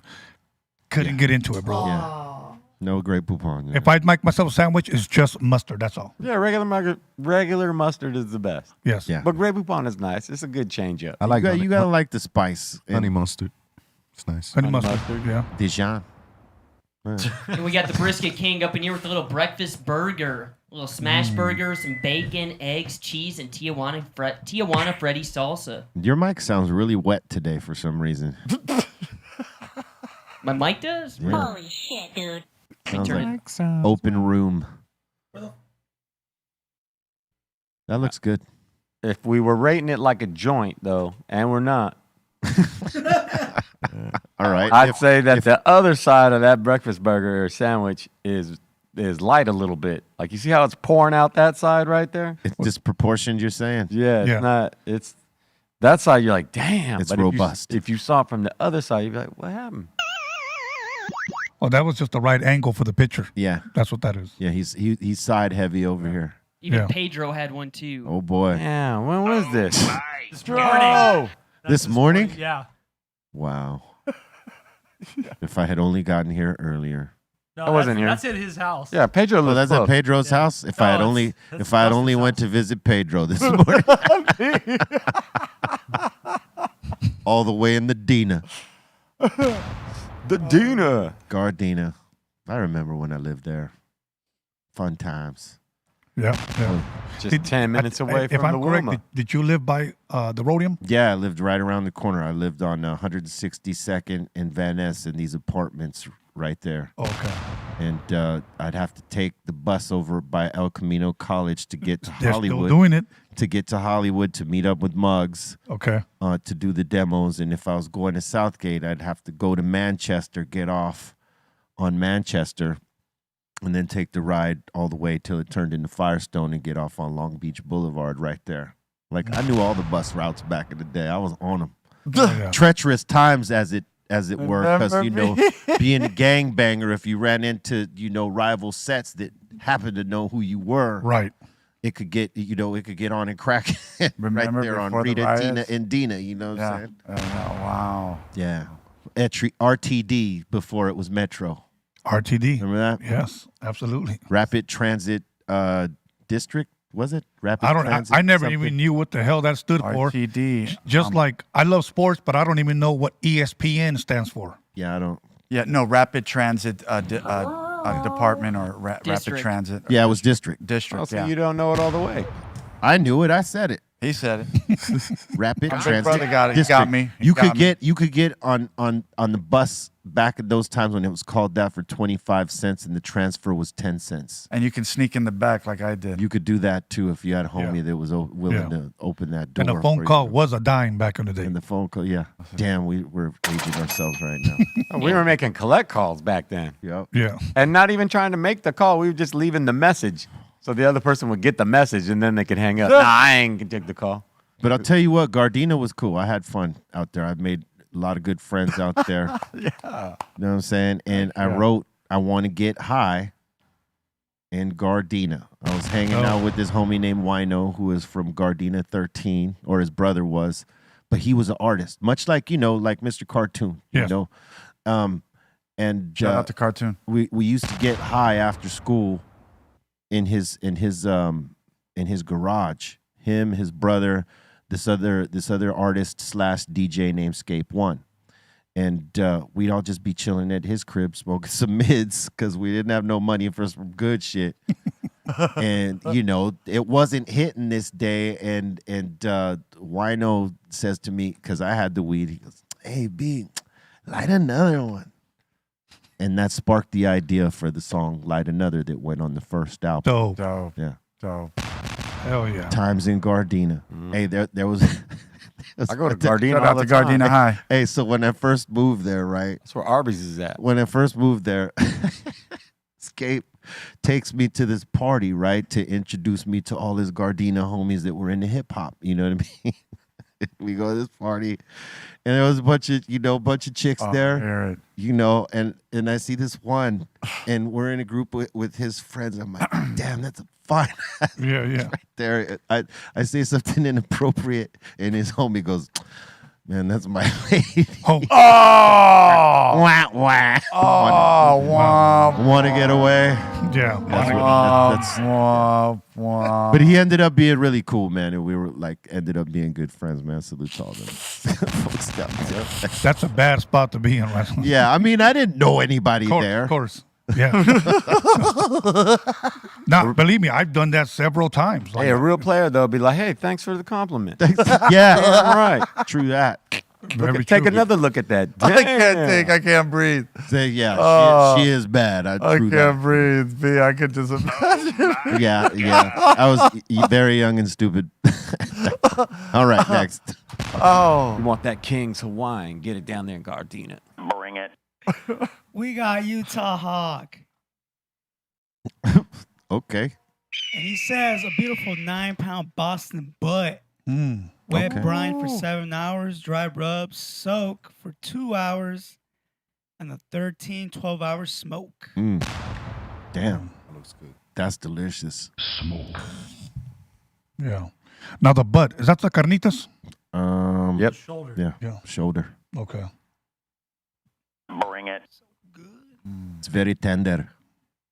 Look at that. Getting ideas. Yeah. Getting ideas for Pull- later. Yeah. Just pull it, son. Yeah. I would have left it the other way. Pork shoulders. Bring it. Damn. Yeah, man. Carnitas right there. Yeah. That's my favorite meat right there. When done right, Pork's the best. Yeah, it makes a big difference when it's diced up, the meat. Unlike, yeah. if you don't just. I mean, there's all kinds of ways to do it, man. The roasted in the pit is good. Like How you that- prep it. Yeah. Different types of preps. different types of preps. But yeah, I mean, that looked great. That Chinese Talk. barbecue pork, that's the best. Bring it. Char siu. Pork tacos. See that right there? Maybe want to go get a tortilla and just grab a little. Yeah. I want Like one when of you them, make it like that, it's like, come on. Yes. one of them slabs they just got hanging in the window and just pull it off the hook and dice it up for you. Oh, el pastor. Bring it. Mm-hmm. Yeah, that's good too. See, this is that show that makes you hungry. God damn. Bastards. All right, keep it moving. And next up in here, we got Lee from Parker, Arizona, and he sent this in. Jack, I'm so cold. Rose, have you ever been to Minnesota? All right. All right. It's facts right there. Yeah, it is cold in Minnesota, that is for sure. Well done. We got William up in here. I think this is his first joint rating. Sent this in. He said, sorry about the paper tip. Yes, we're sorry about it too. Look at that. It's square. Whew, that's impressive. He squared it out. How the hell? Pretty cool. Wow. Okay. All right. Let's see the rest go up to the neck. All right. All right. There's a flare and a squeeze right there. Oh, shit. You sure you want this joint rating? All right. Keep going up. Got good eyes, B. Oh my God. All right. I'm going to have to give that a 4. He's got a number 8 there. Come on. That's a 4 because, one, you used that paper tip and you squared it for some ungodly reason. And then you had a flare and a pinch right there. So I got to give you a 4. But the good news is you got good foundation. That 4 can, double up and turn to an 8. Yeah, you can easily turn that into an 8 with a nice, larger, funky tip. Yeah, if you got a nice glass funky fill tip instead of that. At least a 10 mil. That I do agree. Yes. That I do agree. Invest in some glass tips. Go to funkyfilltips.com and, do it right. Because you got some rolling skills. I mean, even in spite of that pinch and the flare, it's still good. It's going to smoke like a 10, but if you want it really pretty, go get yourself a glass tip and get a little bit more light-handed. Yeah. I'm saying in his circle of homies, when they're burning, he's got the cleanest joint. Maybe. We haven't seen his homies' joints. I'm sure of it. I mean, Eitan probably tells people, in my circle of homies, I roll the tightest joints. Tightest, yeah. You got to loosen them up sometime. Well, that this is semantics because you're saying tight because he rolls them tight, but I'm saying he's telling them tight because he thinks they're cool. Yeah, no, I get it. I know you get it. I was just explaining it for them. But does he really roll the tightest joints? As in cool? In the circle, Yeah. Not anymore. we argue about this all the time. Yeah, we argue about it many times. I still think I got him. I mean, I taught him. I should be able to. We just haven't gone through the contest part in a while. I'll give Eitan his flowers, though. He rolls good joints. Yeah, he does. But is he at the top of the ladder? He's not. He wants to be. He was trying to climb there. He wants to get there. Is he third, second wrong? He's at least third. All right, cool. Live with that. Next. And we got Robert Bronte from Colorado up in here smoking on some Adios and eating some shrooms. Adios right there for sure. Now, adios to me is a blue drink out here. What is adios in the weed world? That means like you're out of here, bro. Oh, like okay, you're same gonna thing. you're gonna be on a trip. Like with the mushrooms, it's more for the mushrooms than the weed because the weed's gonna taste good.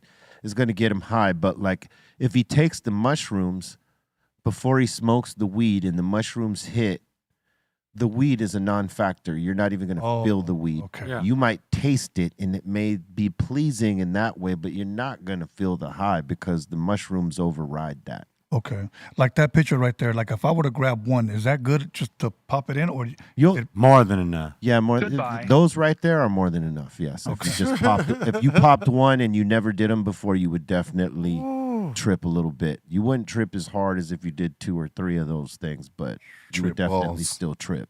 And then as a dental example, the bud in there is simply the cotton swab they give you right before they hit you with the needle. The mushrooms would be the needle. Oh shit. Yeah. Never did any of that stuff. What about you? I think I saw an episode where you were laughing. Yeah. It was the We did what Moderate they call dose. micro doses, but we did moderate doses. They're slightly above micro. yeah. And everything was just funny to us that day. It was just crazy. Yeah, when you do it like that, you don't get the psychedelic effect. You know what I mean? okay. So you're in control still. It's just you feel great. Like, it's great for they've been using like moderate doses for people with depression and stuff like that. Okay. Because it snaps them out of that. Like, so if you're like in your head crazy and like you want to snap out of that, the moderate doses right there will snap you out of that. Hell yeah. And if you're around the right people, good people, definitely it'll snap you out of it. Hell yeah. So they've been using that on folks with anger issues and depression and things like that. So mushrooms, man. But that right there, that'll take you on the journey. Okay. Okay. Yeah, you're going into a portal. Yeah, you're as going we into refer to it. Portal. You're gonna see all kinds of crazy shit. The abyss.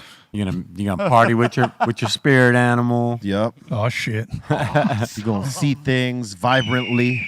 But you'll be evolved. The person that you'll become as a result, you'll be a better you. Yeah, after you're done, you'll be a better evolved you. So Yeah, you'll come to a realization with certain things, and you'll see things in a different way. It's almost like when people do ayahuasca. Oh shit. You know what I mean? Like Yeah. they see a vision, Yeah. right? Yeah. And oh, this is what I'm supposed to be, or this is what I shouldn't be doing, or or I should be connecting with. And it gives you like this clarity and an epiphany and like a realization, right? And so mushrooms can do that. If that's if you're navigating through it to get that, you could get that. If you're just doing it random to party, man, you're just gonna have a good time and see crazy stuff. But you got to be in a good state of mind for that. You're gonna ponder life. Or drink You're a gonna ponder life. You're You gonna put it in your tea. Tea? Drink it down like a hot tea. It could be fun. Okay. If you're with the right people and you don't take too much. And worst case scenario is a really bad nightmare. Oh shit. I already have those. Yeah. So, yeah. but yeah.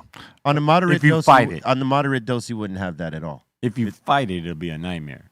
Like it'll snap you right out of it. Like we got Cali Blaze that sits with us. You know who that is, right? He like does. when he does the moderate dose, like it's hard for him to be angry. You know what I'm saying? He's mostly got a smile on his face. It's hard for him to be angry when he's on the moderation dose because it makes it just it hits different parts of you that puts your spirit in a good place where you're feeling good and everything that's coming at you is you understand it better and you just feel you feel better about shit. Okay. You go further than that and start dwelling into the psychedelic deal. Yeah. You either got to have people with you on that same page or a guide through it. Okay. You shouldn't do it on your own. Okay. Right? Okay. Are we agreed on that? Yeah. Yeah. I totally agree. All right. The first part sounded like all I gotta do is take a shot of tequila and I'm good, bro. Yeah. Yeah. Hey, what's crazy is if you were to take a psychedelic like acid or the mushrooms, and you're already tripping, you would drink that tequila and not even feel it. You wouldn't feel drunk. No, You're able to consume it, and I tell you that the psychedelic shit overrides the drunkenness. Wow. Yeah. You might feel the shit the next day, like like damn. Yeah. But like while you're on it, you ain't gonna feel that. You don't even. Yeah, I would recommend if offered or the possibility of it is around, just ignore it. Okay. No need for it. Yeah, I would just spare the kidneys and the liver. Yeah, your organs they'll thank you later for just waiting. Yeah, because you can drink a lot. Like we downed a bottle of mezcal like between a couple of us, just like real quick, like we didn't even feel the mezcal after that. Fuck. I remember when Bobo was over there at the podcast, we killed the bottle of mezcal. That's crazy. One thing I will say about mezcal that it took me a while to remember shit. With tequila, no problem. But with the mezcal, my boy brought it from Mexico, and me and Bobo, we drank it when we did the whole interview. And I couldn't remember shit. It's a memory wipe on that one. Yes. Do you like mezcal better than tequila? I do, for sure. Only on mixed drinks, not straight. Not straights? Not straight. What do you think? What do you feel like the difference on the straight is? Here's the only difference is that I forget shit. I've noticed that when I drink that, I forget. And I have a photographic memory. I could be talking to you and in the middle of the sentence, forget. Huh. And that's what happened when I was talking to Bobo. I was like, yeah, man, and then this happened and this. And then I went like, You digress a little bit, yeah. I go, what was I saying? That's what happens to me if I drink before a show. Like I don't have to, like I could smoke all day up until the point and during, and I won't forget anything. But if I have like too many shots of tequila, I'll forget the first word and I lost the verse. And I have to depend on if Bobo or Send Dog will save me and feed me the next line. And if they don't, right. like, it doesn't happen like ever, only if I drink too much. Yeah, mezcal. I love it only, but with the mixed drinks. Mixed drinks, I could kill it with that. I'll tell you, the spicy margaritas with mezcal, those are the business. Well, the whatever you guys made me upstairs. Remember when the first time I came? Fuck, I got lit. That shit was good. Yeah, that was with the mezcal. Yes, I think I had like 4 or 5 of those. Yeah, that's when I was making the drinks. But I'll tell you, the Dominator makes a good damn spicy margarita. Yes, he does. Thank you, Dom. He's got a good Cadillac too. Hell yeah. Cadillac margaritas are the business. I think that's what we had. We had Cadillac margarita. That's right. We didn't have the spicy. Yes. And I remember, I even forgot what we were drinking when you came over, but we had I had a bartender there. Yeah. Any drink you want, bro. Oh yeah, that was awesome. You had a michelada there. That was one drink, and then the mixed drink, 2. Yeah. Yeah, we got lit that night. But it was a 4-hour interview. I think we even killed a bottle of tequila. Yeah, we did. Yeah, I forgot my shout-outs. Like okay, we're buzzed. Let's bye. Yeah, it was a good show, man. All right, what else you got? And we got Alec up in here saying, not too long ago, I sent in a video of my Corvette go-kart. He's saying I redesigned the whole thing, my go-kart, using a 3D CAD and welded the frame together. That's cool. Here's a little test drive. Awesome. Hell yeah. I mean, driving a Corvette ain't much different. It's like a little Barbie car. They ain't gonna offer you much protection if you fucking slam it into something. I always wished I had a go-kart growing up. Me too. Never had one. That looks fun. Yeah. I had the frame, but I never got the engine. Same here. And next up in here, we got Balls Mahoney saying, check out the fog rolling off the top of our warehouse at work. It looks like one giant smoke sesh I wasn't invited to. That looks like a place you'd see a spirit just. Yeah. What is that? A Walmart warehouse? Because I see Walmart. I believe that's what it looks like. Yeah. Smoked it up. I worked at a warehouse for 15 years, bro. And believe me, I couldn't wait to get the hell out of there. Yeah, they got crazy vibes, them old ass warehouses. You don't know how many people died in those places. You don't know what goes on. No, I've seen dudes die in the warehouse. Oh. Like order selectors. You're a witness. Yeah, in Compton. I was there for 15 years, bro. I was a Teamster for Local 572, so all my Teamster brothers. And I was there when we got paid good, but I had to go in at 3 o'clock in the morning, wake up at 2:15, get dressed 15 minutes, make my coffee. Takes about 15 minutes to get to work. Get off the 91 right there off of Wilmington. It's big enough to be like a little city. Yeah. And I worked there for 15 years. 3 o'clock in the morning, get out at 11:30, man. Then go to the gym right after, take some pre-workout just so I can get a good pump. But you see a lot of crazy shit like that at night. Yeah, man. Warehouses. You want a ghost hunt? I went to some of these old ass warehouses. That's the wishing hours. 3 o'clock. 3 in the morning, 3:30. That's the traffic. That's what they say. Traffic hours right there, yeah. And I was going to say, we got a little music submission sent in from M. Kush G up in here. All right, M. Play it Kush for you G. guys. Let's hear it.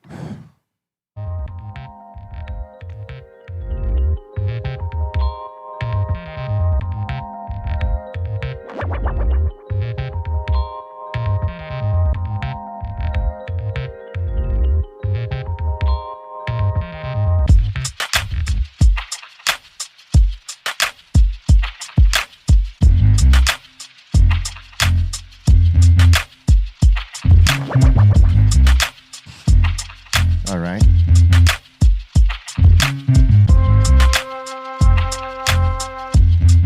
All right, son, let me hear your bars. Does that sound familiar? Rap right now. Yes. I was only kidding. You don't know. Who knows? Oh, okay. He was about to bust. He was about to bust. That's how we were trained in the studio. Okay. Go. 1, 2, 3, go. Now. 1, 2, 3, go. Muggs was ice cold like that. He'd be busting out a beat. We'd be vibing. All right, Start rapping. Just start rapping. Rap now. Like, go. Okay. Yes, sir. Trying to come up with a freestyle in the moment. It's a good tactic, though, because it could trigger something good in the moment. It could. Sometimes it did, and sometimes it was absolute garbage. Yeah, it's going to be at 20% of the time. You're say, Muggs, let me take this and work on it. Oh, man, I'm glad I'm not a rapper, bro, because I think that would have hit. What do you mean, go? Like, yeah. Fucking way. Yeah, so some will put you on the spot in that second. Hey, let me hear some bars. Bust it. Like, Yeah.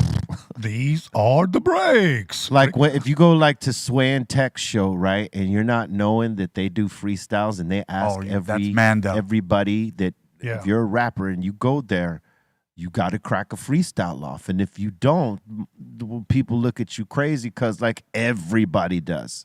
Oh shit. And so like that's the type of thing you got to be ready for, and if you ain't, and see, because that's where your rappers go. Yeah. Right, to Sway and Tech, like it's all about bars. It ain't necessarily about like the hit songs or club smashers. It's the rappers type of shit, right? So if you're going over there to promote your record, you better be ready to bust on there. And they don't care if it's a written or a freestyle, but you got to do something. Yeah. Yeah. And a lot of folks, like got caught off guard that didn't know that. They were just pretty much songwriters. They weren't really, guys that bust. And they could do a show and they could write a song, but they're like, not, their thing ain't like, they're not like a bust rapper where I could just snap in the moment. Because there's rappers that can do that, no problem. Like Demrick, for instance. If you put that beat on, he'll find something. I love D. Real D. quick in his Shout out head. to Young D. Yeah. Whether it's off the head or a written he'll snap into it real fast.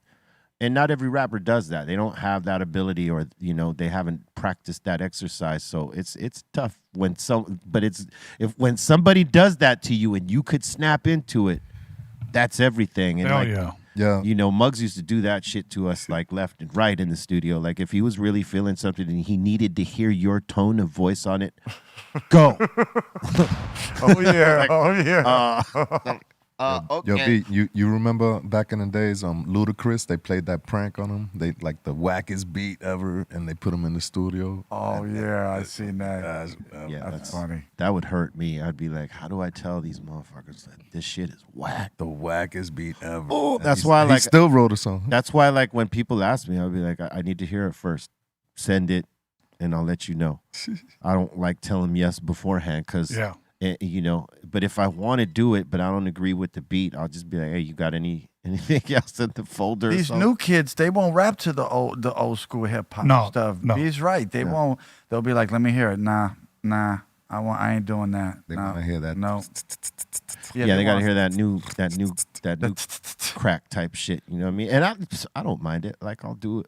I'm versatile. I look at it like whatever you're putting in front of me, I could make it work because that's what a professional does. Yeah. You know what I mean? If you limit yourself to a sound or a way of doing shit, then like when that style or that process is done and things have evolved, you're stuck there because you've not evolved. And for me, that's everything. As an MC, if you want to like do the test of time thing and like have longevity, you got to snap into these moments and find your voice in those moments and not do what everybody else is doing. Do you, but Thank like you. Yeah. find your place and not try to bring the old shit to the new because that's not going to work. Yeah. It's just not going to work. I want to say something because I saw when you guys went live and you guys did the verse battle with Onyx. Yeah. Okay. As a DJ and a producer, I already know your lyrics to a lot of the songs, okay? Yeah. But I was listening to the DJ and to the music. And the way on certain verses, how you guys were switching up the music, bro, I was loving it, bro. I heard Impeach the President. I heard More Bounce. I heard all of those on there. And the way I was seeing it, I was like, bro, these guys are rapping to a Cypress Hill instrumental mixtape. Yeah. That's what it sounded like to me, Yeah. But live, that shit was, I just wanted to give you your flowers on that, bro. Yeah, DJ Lord was cutting all that shit in live. Like, and that was the whole key for us. We were like, we're going to do something different. Onyx and us, we got fucked on that with verses because they ran it through Triller and it wasn't like through Instagram the way they normally did it, which was for free for everybody. Yes. So it made it much bigger. They did like, if you subscribe to Triller, you can watch this battle. Right. Now, they produced it great. Like Triller did an amazing job on the way that it looked. I'll give them that. I mean, they made us look like $1 million fucking bucks each. You know what I'm saying? But didn't have the right crowd there to appreciate what Onyx puts down and what we put down. Like, we gave our performances, and it, you know, whatever it looked like on TV was cool, and however it sounded, that was dope. But like, if that had been in an arena with just our fans and not the boxing stuff, yes, like Onyx and Cypress fans in this place and Versus fans, it would have been so explosive, because I know what they do and I know what we do, and it's very similar in this pump the crowd up energy. And they kind of fucked people out of it by doing it with the boxing shit, you know what I mean? Because like some boxing fans, they just don't fuck with hip hop. Right. And some hip hop fans don't fuck with boxing. They fuck with MMA, or they might not even fuck with any of that. Right, right. And it was just too much to ask for this bridge, you know what I mean? I often like think to call those guys and say, let's do one ourselves proper, like in front of a real crowd, and show them what it would have really been like had we done this in front of our actual base in the right space too. Because I mean, you know, the forum is the forum, but the way they had it laid out, it just wasn't made for the possibilities of what Onyx and Cypress could do. No, but that shit was dope. And I saw the next day you went live and you addressed it. Oh, yeah. Yeah, because I keep up with you, man. I keep up with this podcast. Every time I iron my clothes, I'm watching this shit. Getting them creases right. That's right. That's right. Oh, yeah. Bro, I love ironing, bro. And it's funny because now my grandbabies, okay, I'm about to have my 4th grandchild. But my grandbabies, I got twins. They're like, Grandpa, one of them has like a Boston accent. His dad's from Boston. Right on. Like he was like, brings me his pants. So I iron my grandbabies' clothes. They like their clothes now, just like the way I like mine. Word. Nice. Word up. Yeah. So. Hey, and you know, that's a skill to teach them, like ironing their shit, getting it right. Getting that crease right, man. Right. No, it's everything. We had to do that to Eric Bobo in his 20s. You know what I'm saying? When you could get it, when you could get it as a kid, it's even better. You know what I'm saying? Yeah. Oh, shout out to Bobo. I miss you, Bobo. That's it, man. That's it. Love you. All right, we're gonna open up the doors to the Insane Asylum. That means y'all in the live chat, you got a comment, question, shout out, suggestion. Let's go. Open the door. Welcome to the Insane Asylum. Let's do this. All right, let's do this. First one up of the day, we got Haza up in here saying, peace and blessings to Tony.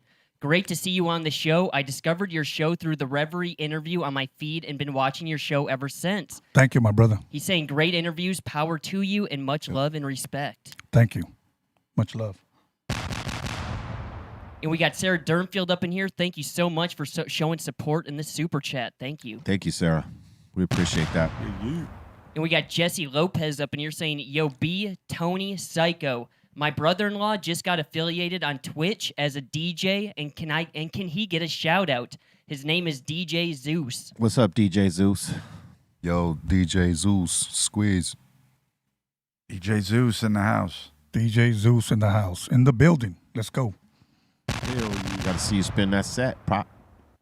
Bring it. And we got Ray up in here saying, get Tony A on the 1s and 2s. Let's go. Bring it. That's what I'm saying. We got to get him on the 1s and 2s. B's got to show me how to get on those needleless turntables, and I'll do it. Word. It won't take me too long.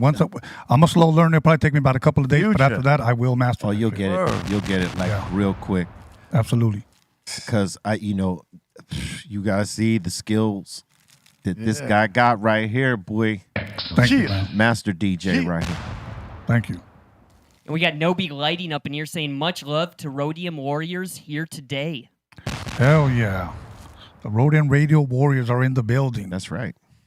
And we got Junior up in here saying, Be Real has been doing reggaeton. Play that song with Tony Touch and Nina Sky. It's fire. I did do one or two, and I did one with Tony Touch, my broski, who hit me up to do that joint with Nina Sky, which was cool because when we did the video, we did it in Spanish Harlem when they had the Puerto Rican Day Parade. It was fucking nuts. I saw Fat Joe roll by in his own float, like, cause he was like the king of the goddamn Puerto Rican parade, like rolling on one of the flyest floats.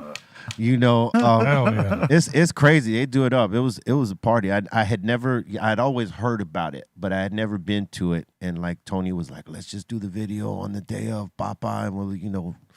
So I was like, yeah, I'll fly out for that. And for sure, it was like, man, there's nothing like that over here. I like the bikes. It was hilarious. Bikes are sick. It was fun. It was entertaining.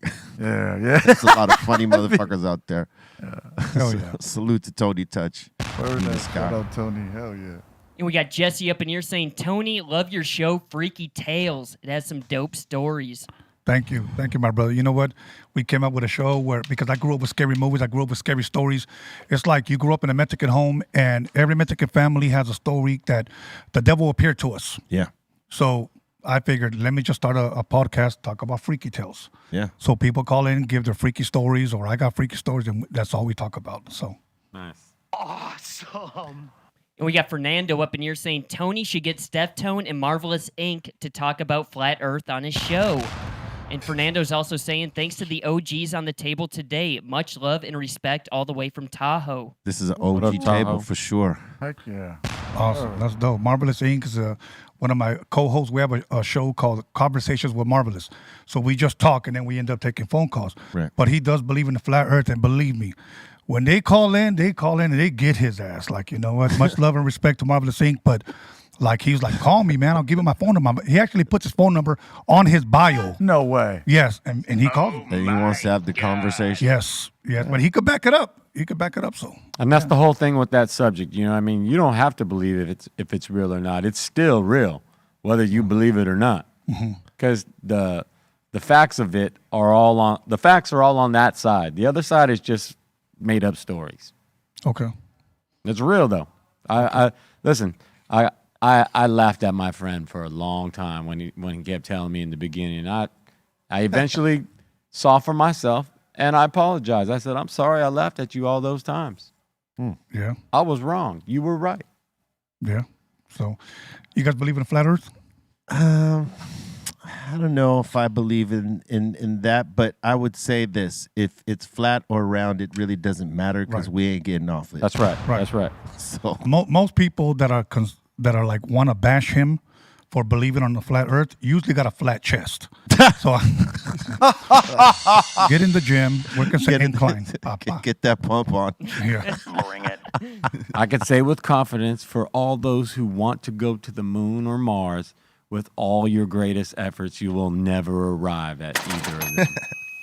It'll never happen. But never say never. Yeah. Is 99.9 never. 0.1 is magic. And we got Nobi lighting back up in here again saying, shout out to Mila Shupa. Did I say that right? Mela Shupa? Oh, shit. Me la chupa. Oh, Mela Shupa? Yeah. Me la chupa. Mela Chupa. There you yes. go.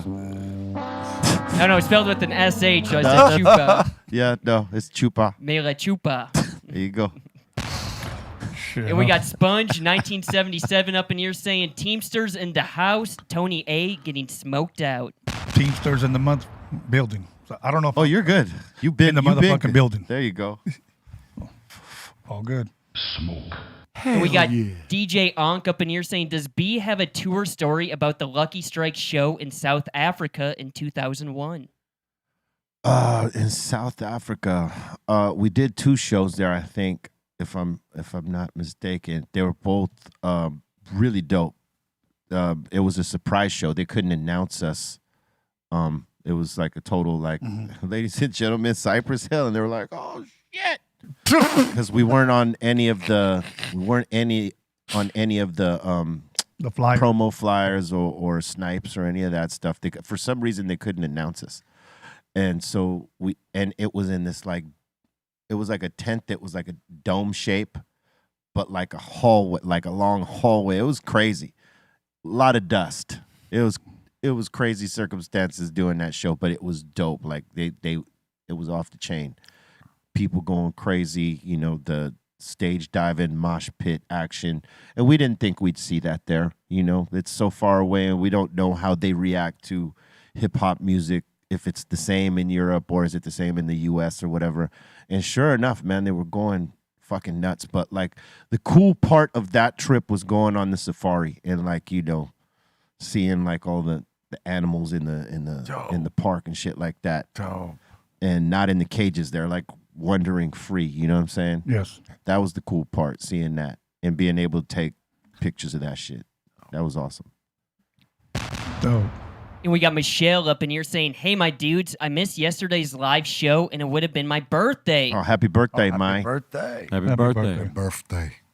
Hopefully you didn't smoke no boof. Hopefully you didn't hang out with no boof motherfuckers, and you were in a positive lane and having a good time with all your peoples that really got love for you.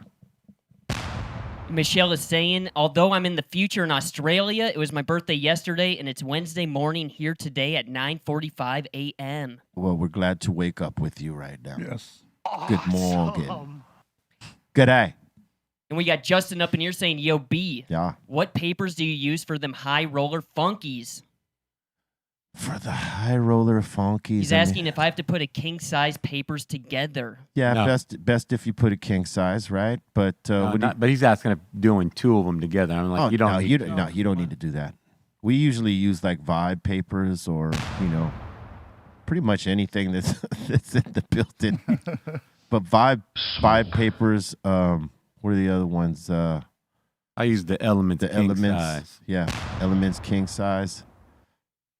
You could also use raws. I mean, not raws. Sorry, zigzags. And we got Wes Bubba Fuck up in here saying, "Be real. Yeah. What are the lottery numbers?" 03, 46, 01, 10, 68. If you hit 10%. 10%. And we got Ernesto up in here saying, "What's up, B? Shout to Rhodium Radio with the Wizard." Thank you. Thank you. Much love. And we got Charlie Sands up in here saying, "New Sun Doobie and 7 Soprano album is fire." Oh, good looking out. We're just thank you. That's all I gotta say. I can't thank you enough. Thank you, B. Tony. Les. Absolutely, Thank you, bro. Steph. We're Hell yeah. Fire. And we got Charles up in here telling everyone, lower weights, higher reps, proper form. That's how you work out. Bring it. Yep. Lower weights, more reps. That's if you want to be cut out. Like if you want that Bruce Lee look, Yep. that's that. So yeah, I agree with that. And you'll get good strength and your joints will stay intact. Sometimes when you lift too heavy, you might fuck one of your joints up. Very true. Long term. Yeah. And we got Charles Helton back up in here again saying, "Scratching can get away from some people. Got to be at the right time or with some wicked skills." Yes. You got to find the right pockets to put the scratches in because, like, you can't be scratching over the verse. Very true. Unless it's, like, complimentary and somehow it works in a weird way. But that rarely works. It usually is a distraction. Right. No, you're right. It's got to be, like, in a break or a chorus or something like, and if hopefully that chorus doesn't already have a scratch in it. Right. Right. No, you're right. And we got Jibby up in here saying, "Question for the whole table. Out of all the places you've been to in the world, where won't you mind retiring at the end of your days?" He's saying his is in Greece. Wow. Australia. Australia's pretty cool. I'm gonna do Greece. Yeah, I'm Jason. I heard you like Greece. Greece. You blooming onion? You calling me a blooming onion? Ah, all right. That was too easy. You made it easy. It was right there. But that is my second pick to where we are. Number one is right where we're at. Well, when I did a show there, it was my Agreed. birthday. They gave me a cake, and man, they treated me like a king. Yeah, Greece man. is Greece cool. is amazing. Greece is cool. Yeah, I would never leave the soil here. You know what I'm saying? But like, if in a world where I had to, yeah, Australia's a good alternative. Here's first, and then I'll say Hawaii second. Yeah, Hawaii is good too. And we got Erica up in here saying, "Please send a birthday shout out to my husband. He watches y'all every day. His name is Josh Hernandez." Josh, what's Happy up? birthday. Happy birthday, Shout out, Josh. Jay, word up. Heck yeah. Happy birthday, Josh. We thank you for your loyalty and time and chilling with us. You know what I'm saying? May you have a blessed day. Smoke that top shelf only and,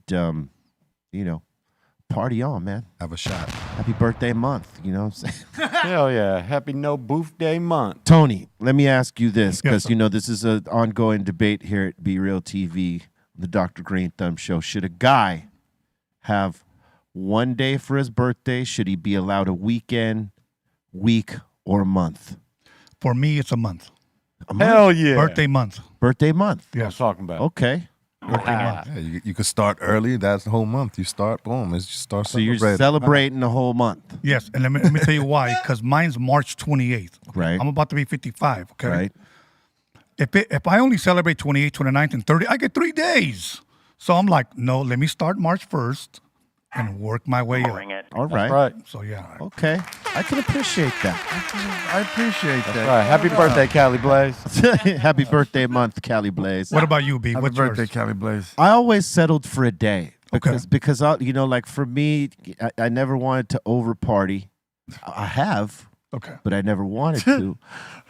So I always tried to keep it within a day. Sometimes it was a weekend, but I never like made it span during the week, because I know, like, if I get too carried away, I'm gonna just be spent.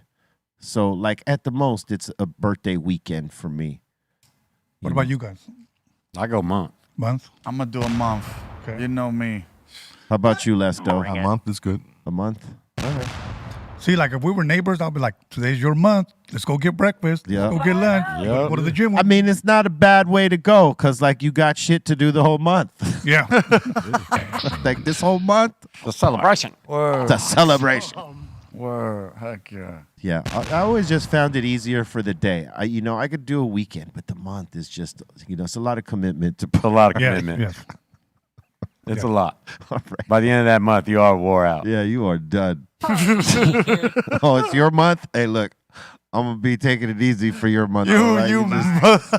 You go ahead, party this weekend without me. If you don't mind me asking, when's your birthday? June 2nd. June 2nd. Okay, that way I'll remember. Yeah, I'm a Gemini. June 2nd. I'll hit you June 1st. Say what? I said I'll hit you June 1st. Birthday month. There it Third, is. fourth, What's yours? fifth, sixth, Word seventh, eighth, up. March nine. 28th. March 28th. Word. All right. All right, we're keeping track now. Let's go. 55. You don't look looking for you, 55, Beyond Papa. June. Thank you, bro. Thank you. Yeah. I would have been like, this? you're barely pushing 50 if you ask me.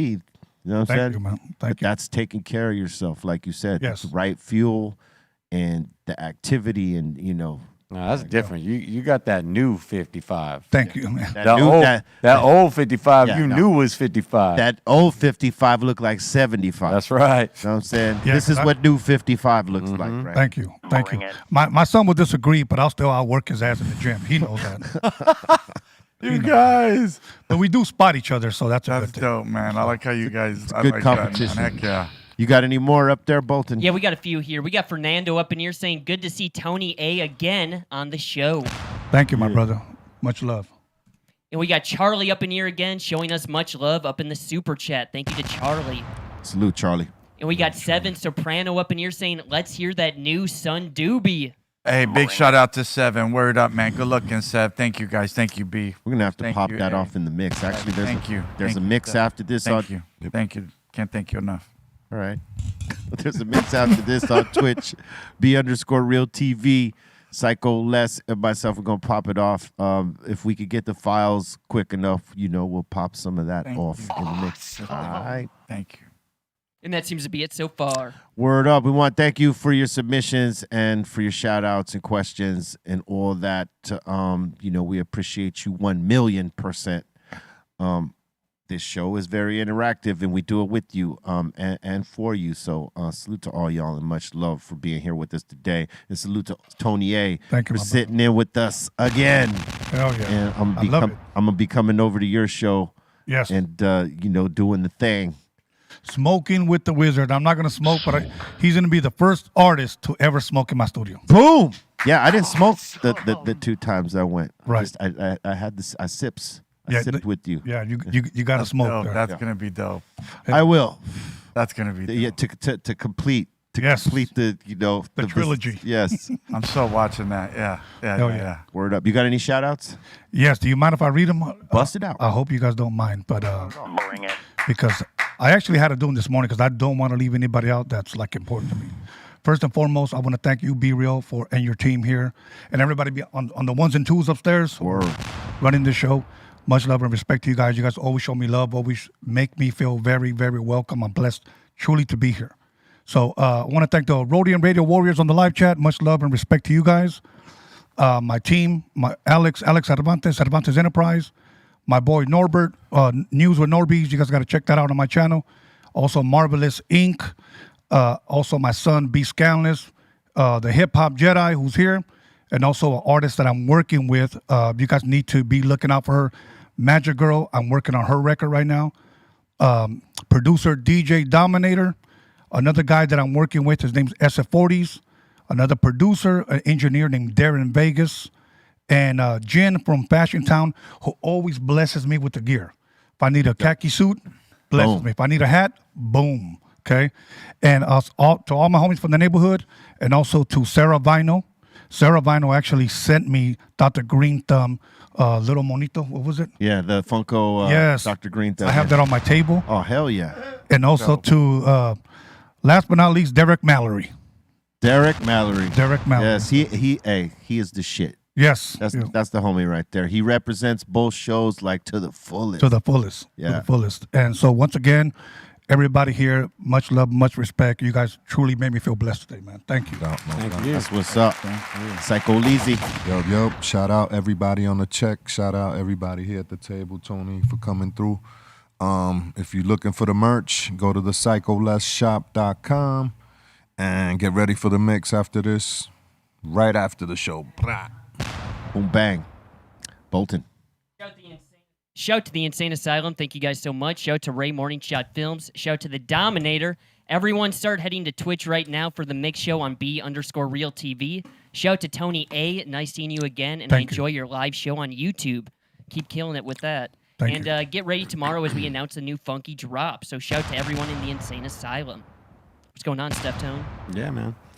Shout out to Sundoobie, B, Tony A. Thank you. Psycho Lizzy, Bolton, Ray, Dominator, Pedro, Javi Lopez, all the Asylum, the 5150s, Twitch Ward, the Squirtleys. Y'all have a great week. See you guys again on Friday, if I'm not up into jury duty still. Yeah. Ignore it. Yep. Sundoobie. You threw me off with the jury duty. I'm going to do a shout out to everybody here, man. Just the whole Be Real TV team. Tony A, man. Les, Steph, man. And Cali Blaze, Bobo, Dominator, Bolton, everybody. Man, your presence is priceless. Just thank you for letting me hang with you guys. Big shout out to Seven Soprano, Adrian Salazar, everybody, whole Soul Assassins. You know what it is. Cartoon, Esteban, Little Luck, Big Luck, everybody. I love you guys. That's it. Yeah. Word up for to catch this on the replay, Apple Music and Spotify, the Dr. Greenthumb show podcast. Find it, get down with it, ingest it. Know what I'm saying? Absorb it, feel it. And check us in the mix after this one more time on Twitch. If you got a subscription, pop in right now and catch these sets by Psycho Les and myself. And thank you for your time. Stay with love. Love is the key. Positive energy and the can-do spirit. Know what I'm saying? Don't speak negative things against yourself. You got haters that do that for you. Use that as fuel to push you forward in this world, because guess what? You can do what you feel and think and believe. All right? No boof. No hate. One. Swallow that.